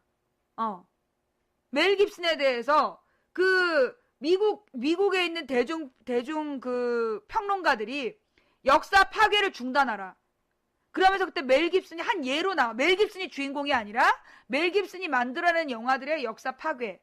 그 다음에 그 그러니까 미국이 전 세계의 역사를 훔치고 있다. 그리고 역사를 왜곡하고 있다. 그런 내용의 이제 기사였어요. 결론은 뭐야? 이게 신자유주의자들이, 그러니까 신자유주의라는 것을 신자유주의로 무장한 대재벌들이 주도하는 대중문화가, 신자유주의자들이 돈을 대서 만드는 대중문화가 역사를 파괴하고 있다는 얘기예요. 역사의 진실로부터 대중을 분리시키고 있다는 얘기야.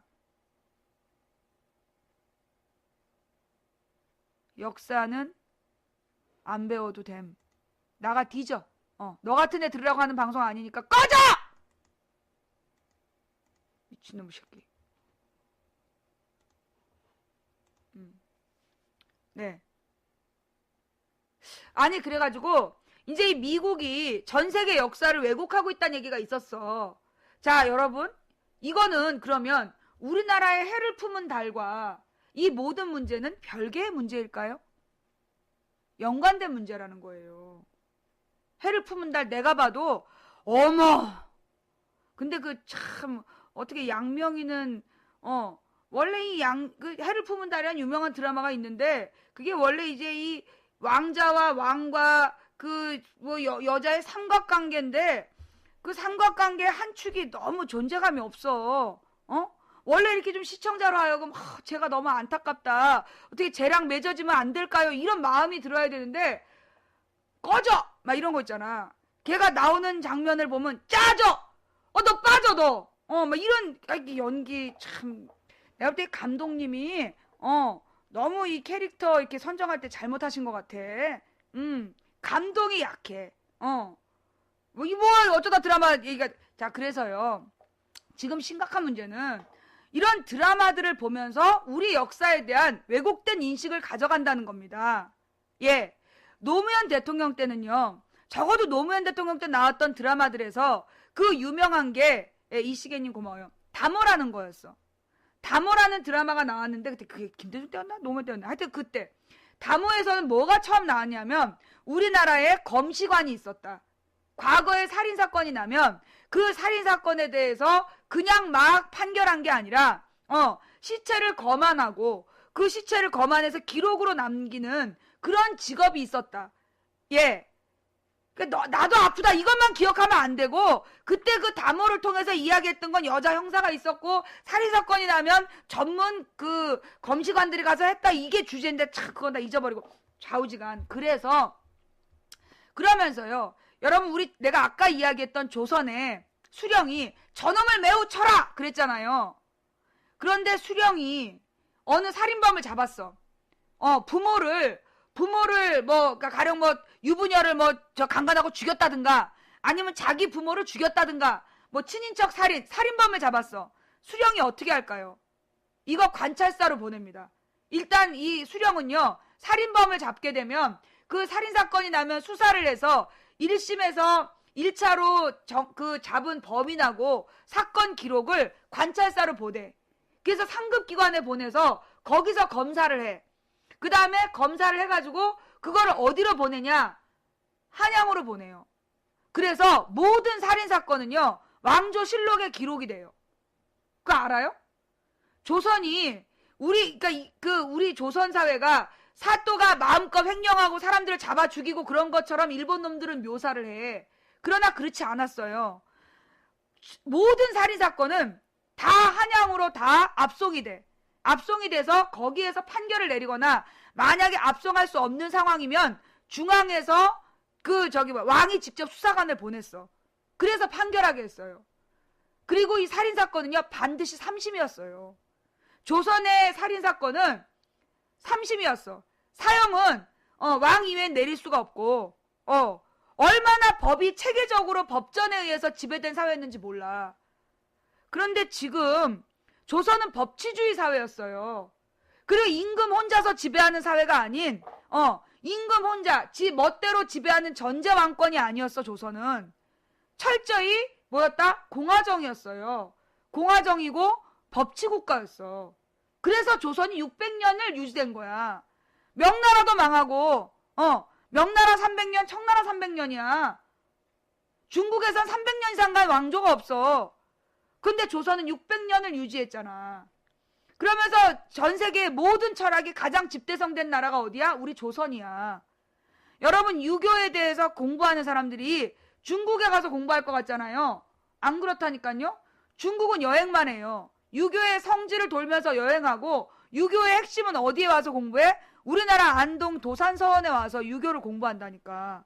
안동 도산서원에 와서 퇴계 이황의 유교 철학 성리학을 공부해요. 가장 집대성된 성리학이라서 거기 가보면 머리 노란 세계 철학자들이 와서 공부하고 있다니까, 유학을. 그 다음에 불교 철학. 이 불교가요, 그 불교도 이게 인도에서 발생해서 중국에서 집대성된 다음에 그게 우리나라로 전달됐잖아요. 근데 불교 철학이 가장 발달되어 있어서 불교 공부를 어디로 하러 온지 아세요? 우리나라 해인사로 공부하러 와요. 해인사에 있는 팔만대장경이 당시 중국과 여기 뭐 중국 그 인근, 여기 아시아 일대에 있었던 모든 불전을, 그러니까 모든 그걸 뭐라 하지? 불경. 모든 불경을 다 모아가지고 집대성한 게 팔만대장경이야. 그래서 그 팔만대장경이 지금 지구상에 남아있는 불경 중에서 가장 방대하다는 거야. 그래서 그 팔만대장경을 공부하러, 팔만대장경의 내용, 불경을 공부하러 그 해인사에 가봐. 머리를 다 깎아서 모르지. 앞모습 봐봐. 코 오똑하고 파란 눈의 숙녀들이 많다니까요. 여기 화계사만 돼도 그렇고. 이 불교에 대한 철학을 공부하려면 우리나라로 와야 돼. 기독교 철학도 마찬가지예요. 기독교 철학도 우리나라 신학자들이 가장 원리에 근거한 공부를 하고 있어. 지금 모든 철학이 우리나라에 들어오면 가장 집대성돼. 우리나라 사람들이 얼마나 똘똘하고 얼마나 위대한 백성이며 위대한 역사를 가진 민족이냐고. 그런데 지금 이명박 시대의 역사를 만든 놈들은 우리 조선을 그렇게 쓰지 않아요. 뭐라고 얘기합니까? 우리 조선은 망에 마땅한 나라라고 쓴다니까, 이 개새끼들이. 조선은 당파 싸움으로 망했다. 여러분, 내가요, 이번에 이제 그 2박 3일 속초 갔다가 편의점에서 일하는 시청자를 만났던 그 상처, 그 속초에 가면 거기 이제 속초 밑에 강릉을 갔어. 강릉에 갔더니 강릉에 객사 문이 남아있는 거야. 강릉 객사의 문. 객사가 뭐냐 하면 이제 관찰사라든가 저 중앙에서 무슨 관료가 내려와서 여기 감사를 할 때 머물렀던 공무원들의 공식 숙소야. 그 객사가. 그래서 중앙에서 관료가 내려와 갖고 머물면서 그 인근에 일을 보던 곳이 객사인데, 우리나라의 모든 객사가 1910년까지 남아 있었던 거 알아요? 강릉 객사의 사진이 있는데 멀쩡해. 강릉이 원래 강원도가 강릉하고 원주하고 그 이름을 첫 자씨를 따서 강원도잖아. 강릉이 원래 강원도에서 굉장히 큰 지방 도시였고, 거기 그 객사가 관찰사가 머물렀던 게 강릉이고, 그 강릉에 객사가 있었던 거야. 그 객사가 1910년까지 멀쩡한 상태에서 유지가 됐어요. 강릉만? 아니요. 1910년까지 우리나라의 모든 전라도면 전주 나주, 강원도면 강릉 원주, 충청도면 충주 청주, 전부 다 객사가 그 객사와 동원 이런 것들이 멀쩡한 모습으로 남아 있었어요. 어떻게 됐을까요? 그게 왜 지금 아무것도 안 남아 있죠? 여러분 유럽에 가보면, 여러분 유럽 여행 그 스카이라는 또 케이블에 보면 유럽에 이렇게 그 낡은 건물들 보여줘요. 그러면서 그 유럽의 그 낡은 도시의 모습이 그게 문화재잖아. 그걸로 관광객 수입을 벌어들이고 있잖아. 근데 우리나라는 왜 이렇게 하나도 안 남아있을까요? 일본이 1910년까지 우리나라에 남아있었던 모든 관청을 다 허물었어요. 예. 자, 방송 방해하는 친구들 입 다물고요. 뿅망치님 고맙고요. 자, 중계방으로 이동 좀 해주세요. 본방이 꽉 찼으니까 중계방으로 100분만 이동 좀 해주세요. 객사가 다 남아있었는데, 그 남아있었던 객사를 누가? 일본 놈들이 전부 다 허물었어. 일부러 객사를 전부 다 허물고 그 건물들을 어떻게 했다? 자기네 일본으로 가져가서요. 일본 부잣집 정원에다 다 세워놨다니까? 우리나라 객사를 다 허물어가지고 일본 부자들이 그걸 지네 그 정원 꾸미는 대로 다 가져갔어. 그리고 지금 우리나라에 남아있는 조선시대 건물이 없는 거야. 부산 이모님 감사합니다.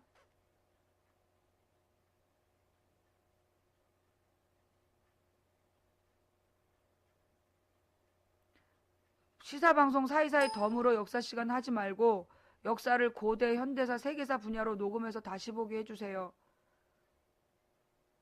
역사 이야기 그만할까요? 역사 이야기 재미없나 봐요? 아니 지금 시사 이야기 하는데 역사 이야기 하지 말라 그래서. 아니 조금 아까 누가 하지 말라고 그러던데.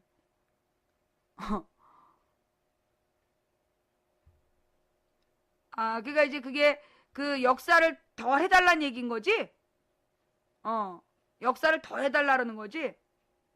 시사를 하면서 내가 이제 요즘에 이 젊은 사람들에 대한 연구를 하고 있는데, 왜 젊은 20대가 도리어 40, 50대 부모들보다도 이 생각이 왜 고루할까? 왜 이렇게 애들이 생각이 막혀있지? 첫 번째 나는 교육의 문제라고 봤어.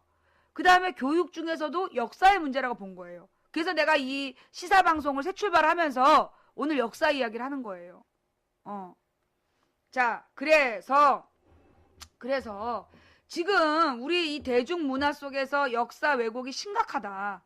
그거를 여러분들이 똑바로 봐야 되고 아이들에게 바른 역사 교육이 필요하다. 특히 이번에 정권을 바꾸면 내년에 우리가 총선을 하잖아요. 아니 올해구나. 올해 총선을 하고 대통령을 바꾸잖아. 그지? 대통령 바꾼 다음에 제일 먼저 해야 될 일이 뭐냐? 역사 교육이에요. 역사 교육 이거 바로 잡아야 돼. 이명박 4년 동안 우리나라의 앞으로의 100년을 망칠 짓거리 했다니까? 솔직히 김대중 정권 때부터 이명박 때까지 15년이야. 15년 동안 우리의 역사 교육이 개판이 돼버렸어요. 이거 심각한 문제입니다. 이거 바로 잡아야 돼요. 역사를 선택으로 만드는 것도 문제였지만 필수로 만들어서 일본 놈 역사관을 가르치는 거 더 죄야. 선택보다 나쁜 짓이야. 김대중 노무현을 내가 비판했던 이유가 역사를 선택으로 해서 비판을 했더니 이명박이는 일본 놈이 바라보는 조선 역사를 필수로 만들었어. 이 무슨 미친 짓거리냐. 이거 바로 잡아야 돼요. 이거 바로 잡아야 돼요. 아이들의 역사 교과서 여러분 가져다 보세요. 보고 잘못된 부분이 어딘지 나도 내가 그거 해야 되겠다는 생각이 드는 거야. 나는 솔직히 얘기해서 역사 잘 몰라요. 내 밑에도 썼지만 내가 그 경희대 사학과 꼴찌였기 때문에 경희대 사학과 꼴찌였기 때문에 내가 이제 이 역사에 대한 뭐 이렇게 방대한 지식을 가진 사람은 아니야.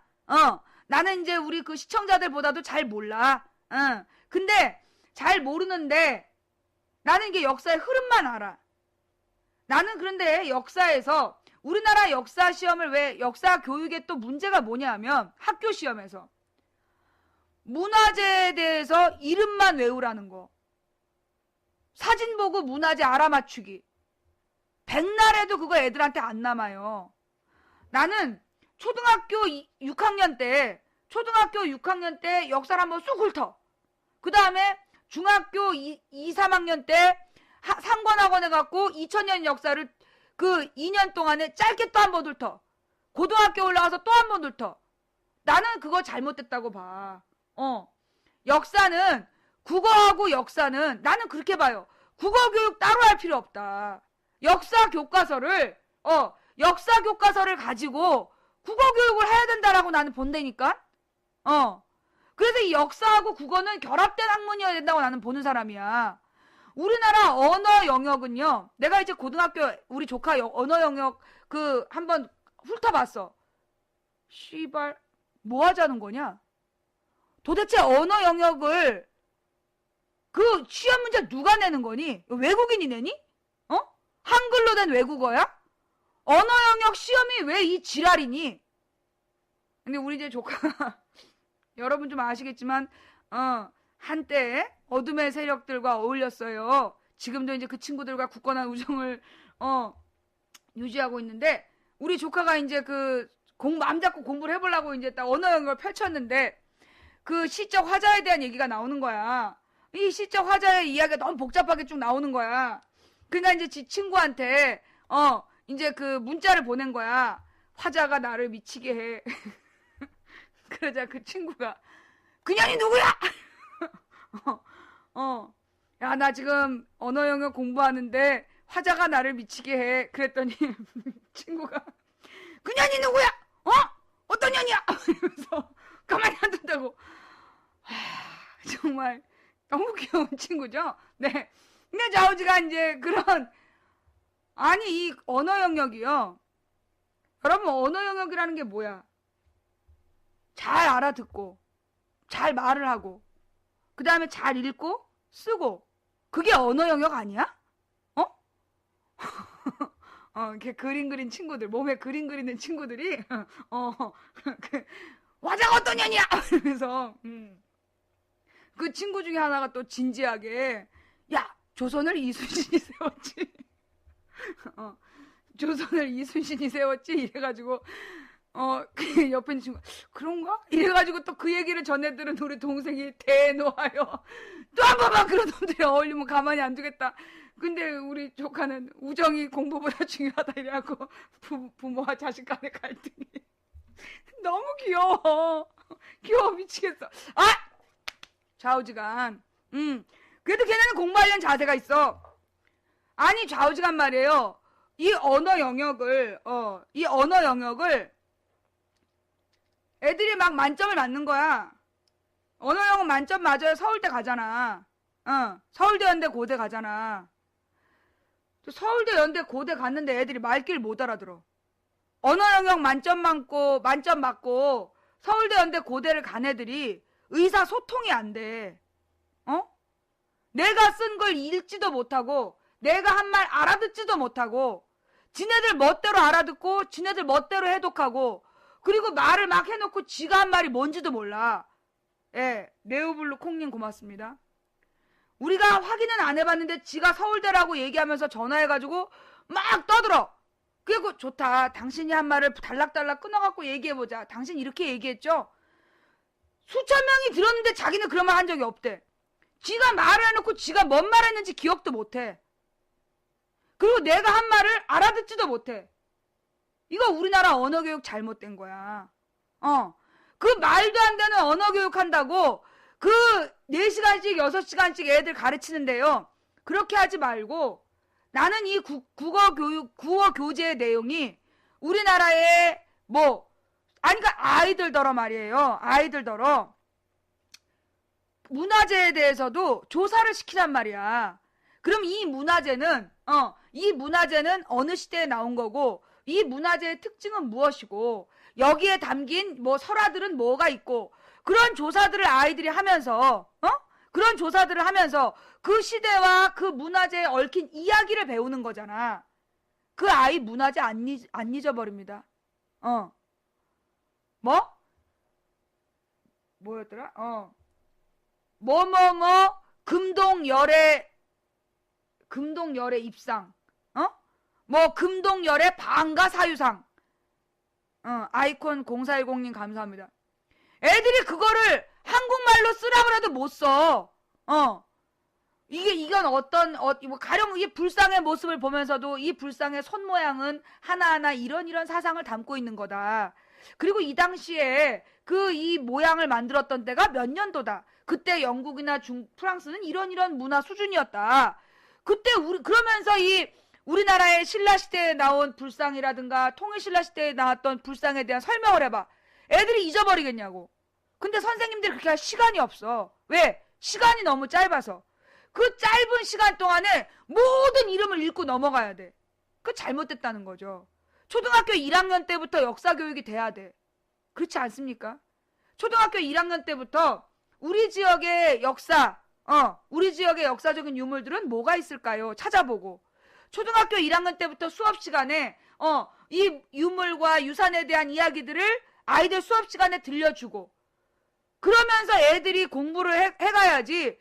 초등학교 6학년 중에 한 학년만 역사를 대충 읽고, 중학교 2, 3학년 때 대충 읽고, 그 다음에 고등학교 때 서울대 갈놈들만 공부하고, 이런 미친 짓거리 하다 보니까 애들이 꼴통이 돼갖고 나오는 거지.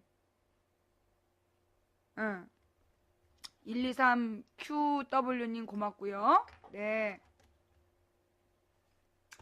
쌍용 자동차 문제에서 왜 얘기가 여기까지 왔을까요? 지금 이 신자유주의자들이 역사를 해체하고 지식과 정보로부터 대중을 차단시키고, 그리고 나서 지금 하고 있는 일이 뭐냐? 여러분, 도대체 나의 방송에 대해서 왜들 그렇게 견제를 했을까? 왜들 그렇게 욕지거리를 했을까 생각해 보니, 알려주고 싶지 않은 이야기들. 그렇지 않겠어요? 사탐, 고등학교 때 공부 열심히 안 하잖아. 그죠? 역사, 사회, 정치, 경제. 그들이 알려주고 싶지 않은 1%만 알고 1%만 대학 가서 1%만 성공하는 사회에서 대중은 몰랐으면 좋겠는 이야기들을 이 동네 아줌마가 자꾸 떠드는 거야. 그거 환장하겠지. 그러니 나와 관계된 사람들 전부 다 괴롭히는 거겠지. 애들이 시험을 보기 위한 단기 암기로 시험 보게 하고, 그리고 그 내용의 핵심을 안 가르치잖아. 근데 이 여자는 존나 아는 것도 없는 여자가 가장 숨기고 싶은 진실만 얘기를 하니까 그게 속상했나 봐. 그래서 내가 이 내용을 더 강화해야 되겠구나라는 생각이 들어. 왜 그랬냐면요. 지금 우리 트위터나 이런 걸 보면서, 트위터나 이런 데에서 글을 쓰는 사람들 굉장히 많아졌어. 여러분, 뿌리 깊은 나무라는 그 드라마 막판에 보면 정기준이라는 인물이 나와.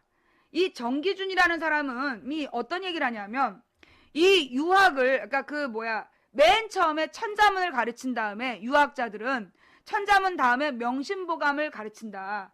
그래서 명심보감을 읽고 품행을 바로 한 자에 대해서만 사서삼경을 가르쳤다. 즉, 학문을 아무한테나 가르치지 않았다. 품성의 바탕이 된 자들만 학문을 하게 하고 이 사회를 주도하게 했던 거다. 그런데 너의 글은 모든 무지랭이들에게까지 글을 주는 거다. 그것은 대혼란이 될 것이다. 그 얘기를 합니다. 그 뿌리 깊은 나무를 만든 게 진보하고 보수의 입장을 가진 작가가 논쟁하면서 쓰는 거잖아요. 논쟁을 하면서 쓴 내용이기 때문에 뿌리 깊은 나무는 우리 사회의 진보와 보수의 논쟁이에요. 진보와 보수의 논쟁인데, 그러면서 정기준이라는 자가 세종의 한글을 막 맹비난을 해. 그런 장면이 나옵니다. 그때 세종은 뭐라고 얘기를 하냐면, 네 말이 맞을 수도 있다.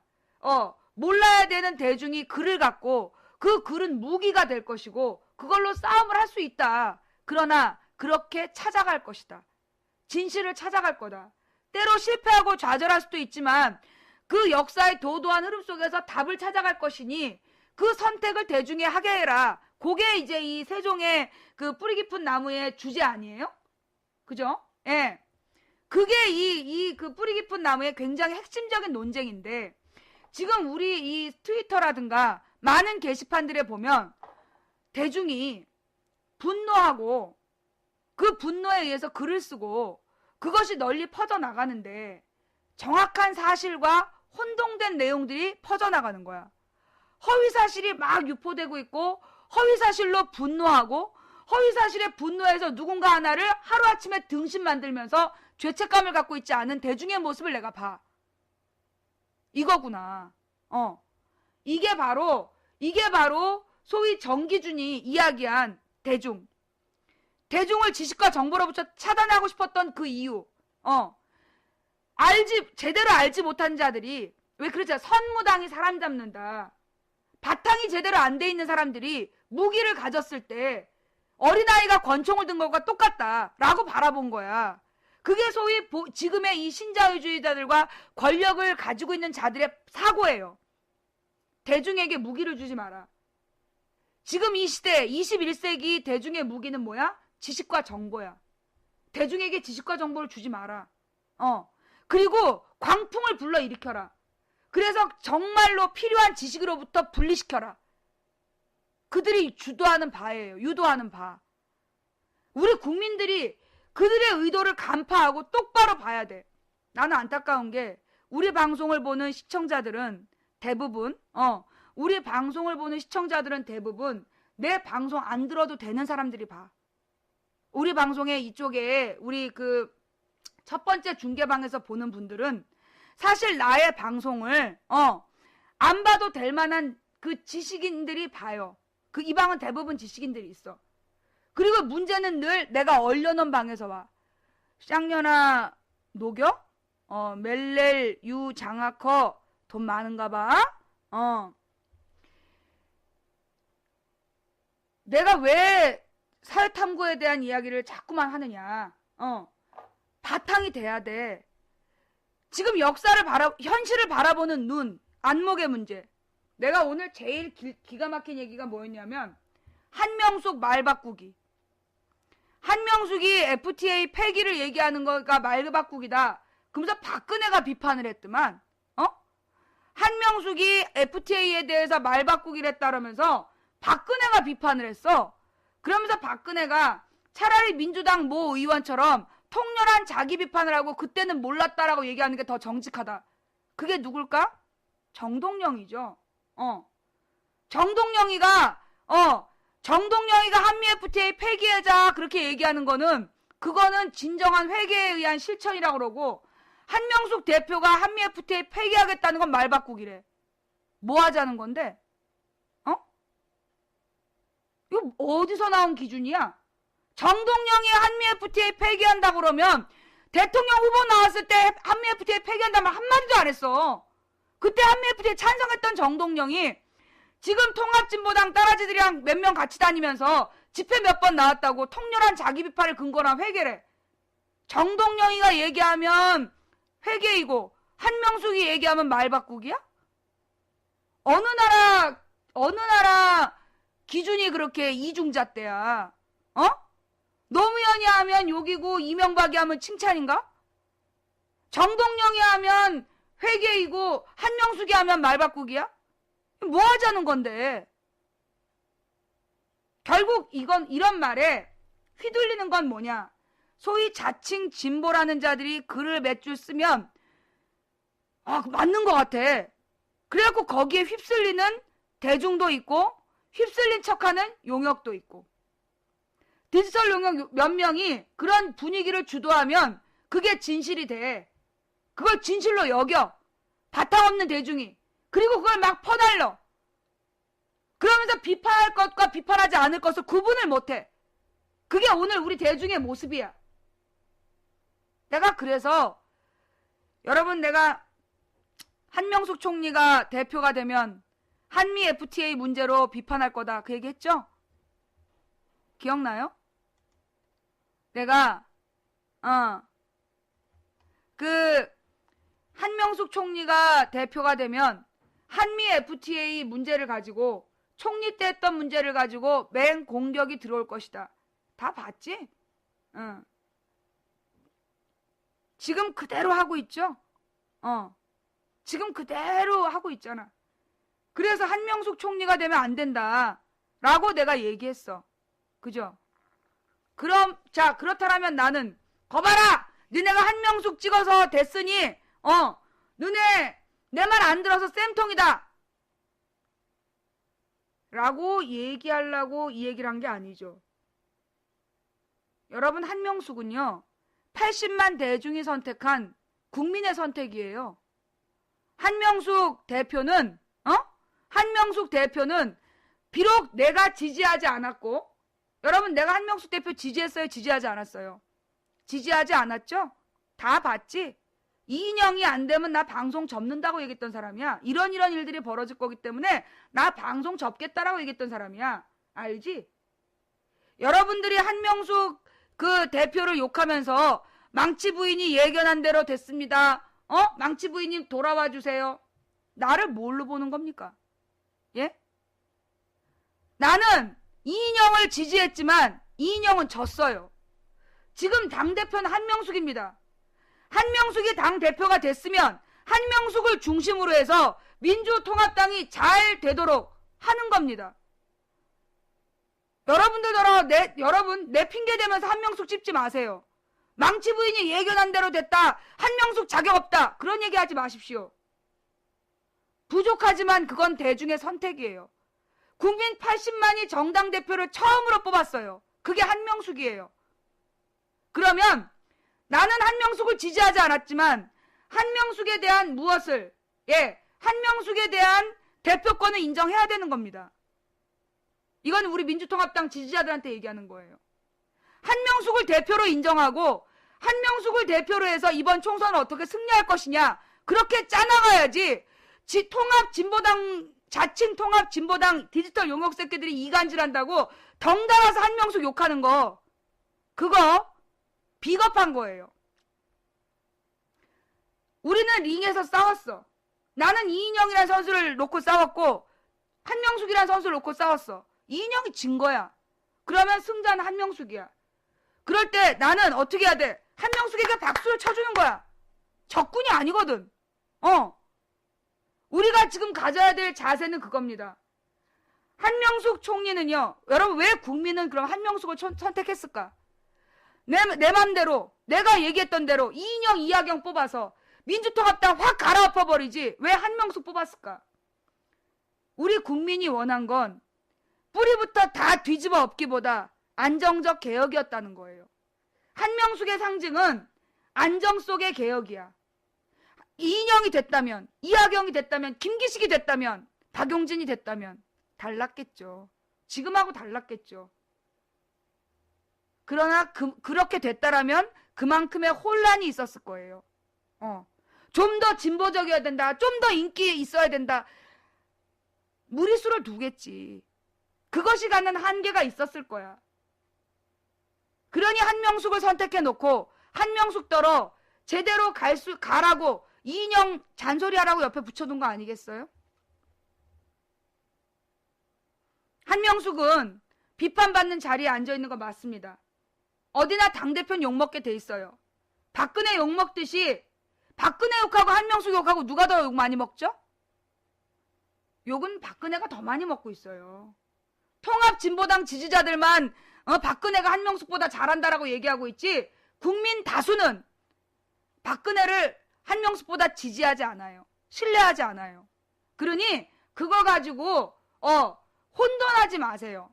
내가 분명히 얘기하지만 한명숙은 당대표예요. 한명숙이 완벽한 사람이 아니고 그 사람이 어떤 한계를 갖고 있는지 여기는 누구보다 나는 알았던 사람이에요. 그러나 한명숙을 선택한 국민의 뜻이 무엇인가? 그걸 들여다봐야 된다는 겁니다. 국민이 원하는 것은 처음부터 끝까지 다 뒤집어 엎길 바라는 것이 아니라 지금의 체제를 유지하면서 지금 이 현실 속에서 안정적인 발전, 안정적인 개혁을 요구한 거다. 그래서 이인영이 떨어지고 한명숙이 된 거다. 나는 깨끗이 포기하는 거예요. 그럼 그 말이 맞다. 그리고 내가 그런 얘기 했죠. 고수는 무기 탓을 하지 않는다. 고수는 무기 탓을 하지 않는다. 한명숙으로는 안 된다. 한명숙으로 안 된다. 그런 댓글 쓴 사람들 있더라. 원래 고수는 부채를 가지고 검객을 이기는 법이야. 원래 고수들은 젓가락 한 짝을 가지고 수십만 적군을 무찌르는 거야. 그러니 한명숙으로 안 된다? 그런 얘기 하지 마세요. 그거는 80만 국민 경선 자체를 무시하는 짓입니다. 그걸 부정하는 거예요. 한명숙이 부족하죠? 그러나 우리의 당 대표예요. 그러면 한명숙 가지고 어떻게 박근혜 당을 무찌를 거냐? 최선을 다해야 되는 거예요. 지금에 와서 뭐 당대표 갈어? 지금에 와가지고 당대표 새로 뽑아? 지금 한명숙 욕하는 애들 정체가 뭐야? 뭐 하자는 건데? 니네 박근혜 파지. 그지? 니네 박근혜 그 딸랭이들이지? 그러니까 지금 그 한명숙 비판하면서 그 한명숙으로 안 된다. 안 되면 어쩔 건데? 지금 당대표 새로 뽑아? 김진표. 김진표 얘기 내가 같이 할게. 이번에 그 누구였지? 헌법재판관? 헌법재판관 진 누구 있잖아. 그 진 누구 헌법재판관을 그 민주당에서 조용환인가? 조용환을 헌법재판관으로 임용을 해야 되는데 그게 우리 민주당에서 추천한 사람이라며. 그런데 그 사람이 14표 차이로 부결이 됐어. 근데 민주당 의원 12마리가 안 갔다는 거야. 회의장에. 한나라당 지지자들 중에서 민주당이 아닌 다른 당에서 35명이 와서 찍어줬는데 25명에 35명이 와서 찍어줬는데 민주당 12마리가 안 갔어. 그래갖고 부결이 됐더만. 이거는 누구의 문제야? 빼도 박도 못할 김진표의 문제야. 정말 김진표는 간첩인 것 같아. 김진표 혹시 박근혜 선거대책본부장 아니야? 박근혜 선거대책본부장 내지는 한나라당의 목마 아니야? 민통당 안에 들어와 있는 한나라당의 트로이 목마 아니야? 새누리당이구나. 뭐 하자는 거야 지금? 내가 살다 이렇게 무능한 원내대표는 처음 봤어. 16년 나의 정당 생활 중에 이토록 무식하고 무능한 원내대표는 보다 처음 봤어. 김진표, 정말 저런 사람이 민주통합당 원내대표밖에 못 됐나? 도대체 민주당 국회의원들은 다 등신인가? 쟤밖에 없었나? 저거 자르고서는 다른 사람 대안이 없었나? 그게 우리 꼬라진가? 그래서 내가 민주당 국회의원들 싹 깔아치란 얘기야. 김진표를 원내대표를 시킬 수밖에 없었던 지금의 민주당 의원들 지역구에서 뽑혔다 해서 다 갈아쳐라. 그래서 그러는 거야. 그런데 말이에요 여러분. 아니 그 김진표 욕먹을 만하긴 한데 김진표 욕 한명숙 욕이 트위터엔 더 많아.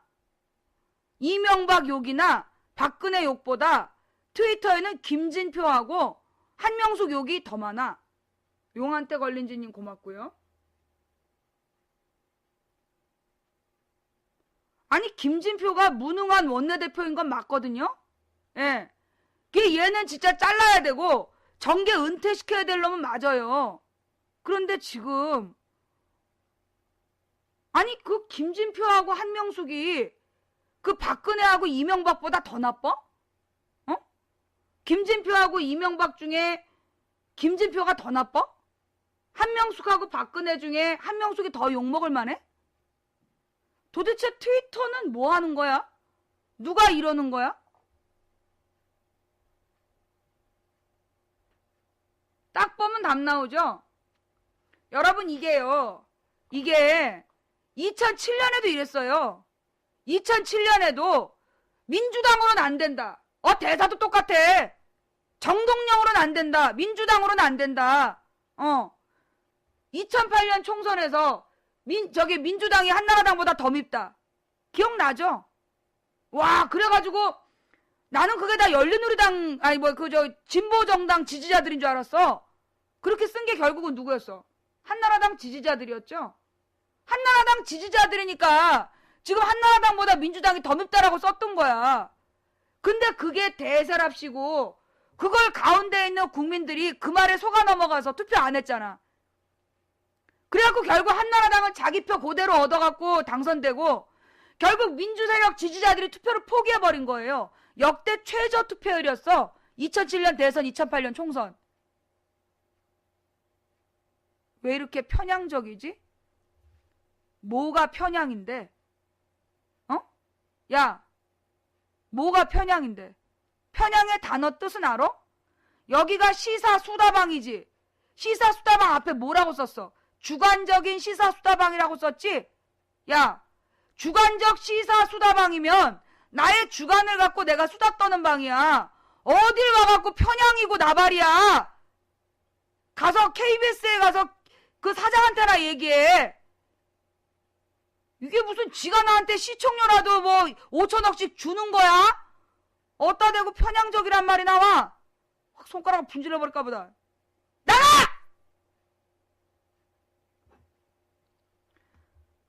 그러면 한명숙은 비난받을 게 없냐? 그건 아니지. 자, 한명숙으로 안 된다. 이런 말 쓴 애들 누굴까요? 망치부인 팬들? 아닙니다.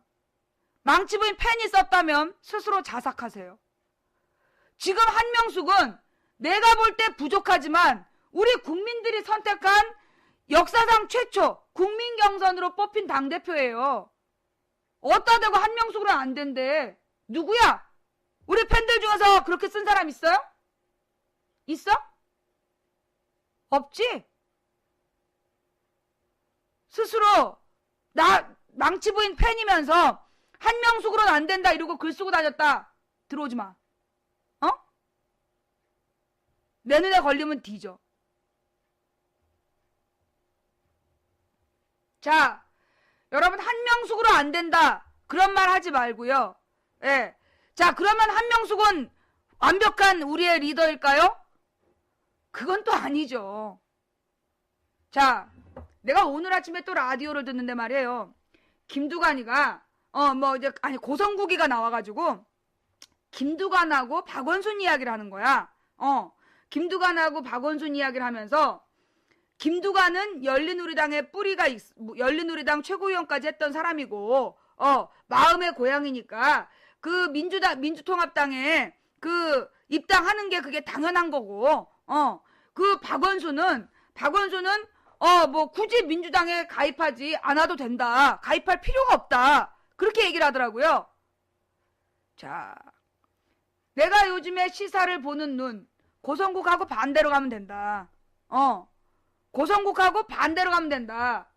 자, 여러분, 왜 고성국은 이 시점에 나와서 김두관이 입당을 해도 된다. 입당할 만하다라고 했을까요? 왜?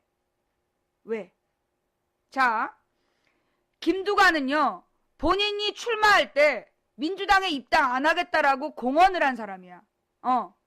김두관이 본인이 도지사 선거 나오면서 자기 임기 중에 입당하지 않겠다라고 공약을 한 사람이에요. 그런 김두관이 이번 총선을 앞두고 입당을 했다. 자, 경남 지역에서 어떻게 받아들일까요? 경남 도민들이. 민주통합당은 순식간에 거짓말쟁이 당이 되는 거야. 시퀀시아님 감사하고요. 용한테 걸린지님 고맙고요. 고성국이 김두관더러 입당해라 그런 이유는 김두관이 입당을 하면 그걸로 경남 지역에서 흔들릴 수 있는 한나라당 지지표를 결집시킬 수 있는 거야. 저 봐라, 저 배신자 봐라. 임기 중에 입당 안 한다더니 입당하는 거 봐라. 총선용 공격 명분이죠. 총선용 공격 명분이에요. 김두관이요, 민주당이었으면 도지사 어려웠어요. 경남에서 민주당 마크 달고 도지사 된다는 건 불가능한 상황이었어요. 지금도 마찬가지고, 지금 김두관이 총선 전에 당에 입당을 하면 그걸로 이번 요 경남 지역에서 한나라당 지지표를 결집시켜서 배신자 처단하자. 배신자를 어떻게 하자? 척결하자. 그렇게 할 겁니다. 경남에 그런 분위기가 올 거예요. 그러니 고성국이 김두관은 가입해도 당에 입당해도 된다. 근데 박원순 할 필요 없다. 반대로 해석하면 되는 거죠.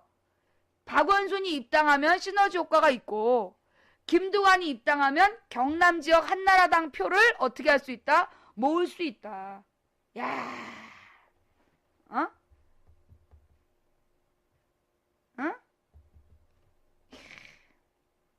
내 말이 맞지? 응? 내 말이 맞죠?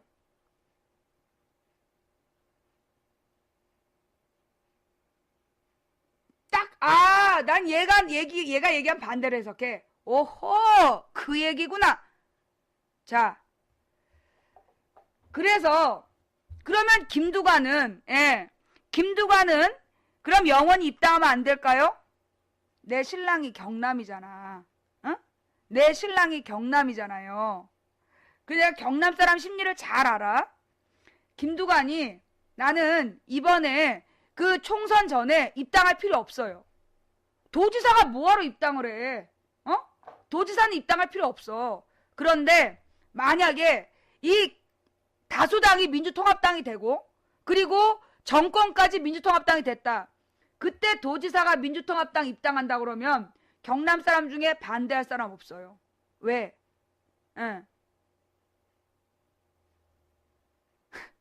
김두관 내일 입당한대요? 미치겠네. 아휴. 그래서 내가 김두관 안 된다는 거야. 경남 사람들은요, 이번에 김두관이 입당하면 그걸로 임기 중에 입당 안 한다더니 그거 하나로 선거 치를 겁니다. 그래서 김두관더러 입당하라는 거야. 그래서 영남 지역에 흔들리는 한나라당 표를 모으겠다. 그 수인 거지. 김두관이 지금 입당할 필요가 없다니까요. 총선 끝나고 나서 다수당이 됐을 때 그때 입당해도 반대 안 해.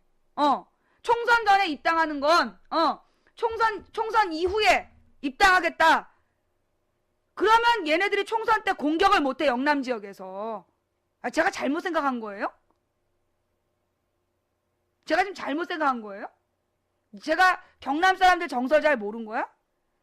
경남은 실리주의자들이기 때문에 이 민주통합당이 다수당이 되고 대통령까지 민주통합당이 됐다. 그때 입당한다는 거 반대 안 합니다. 대놓고 욕 안 해요. 왜? 힘센 당에 같이 있어야 지역에 도움된다고 보기 때문에. 굉장히 실리주의자들이야.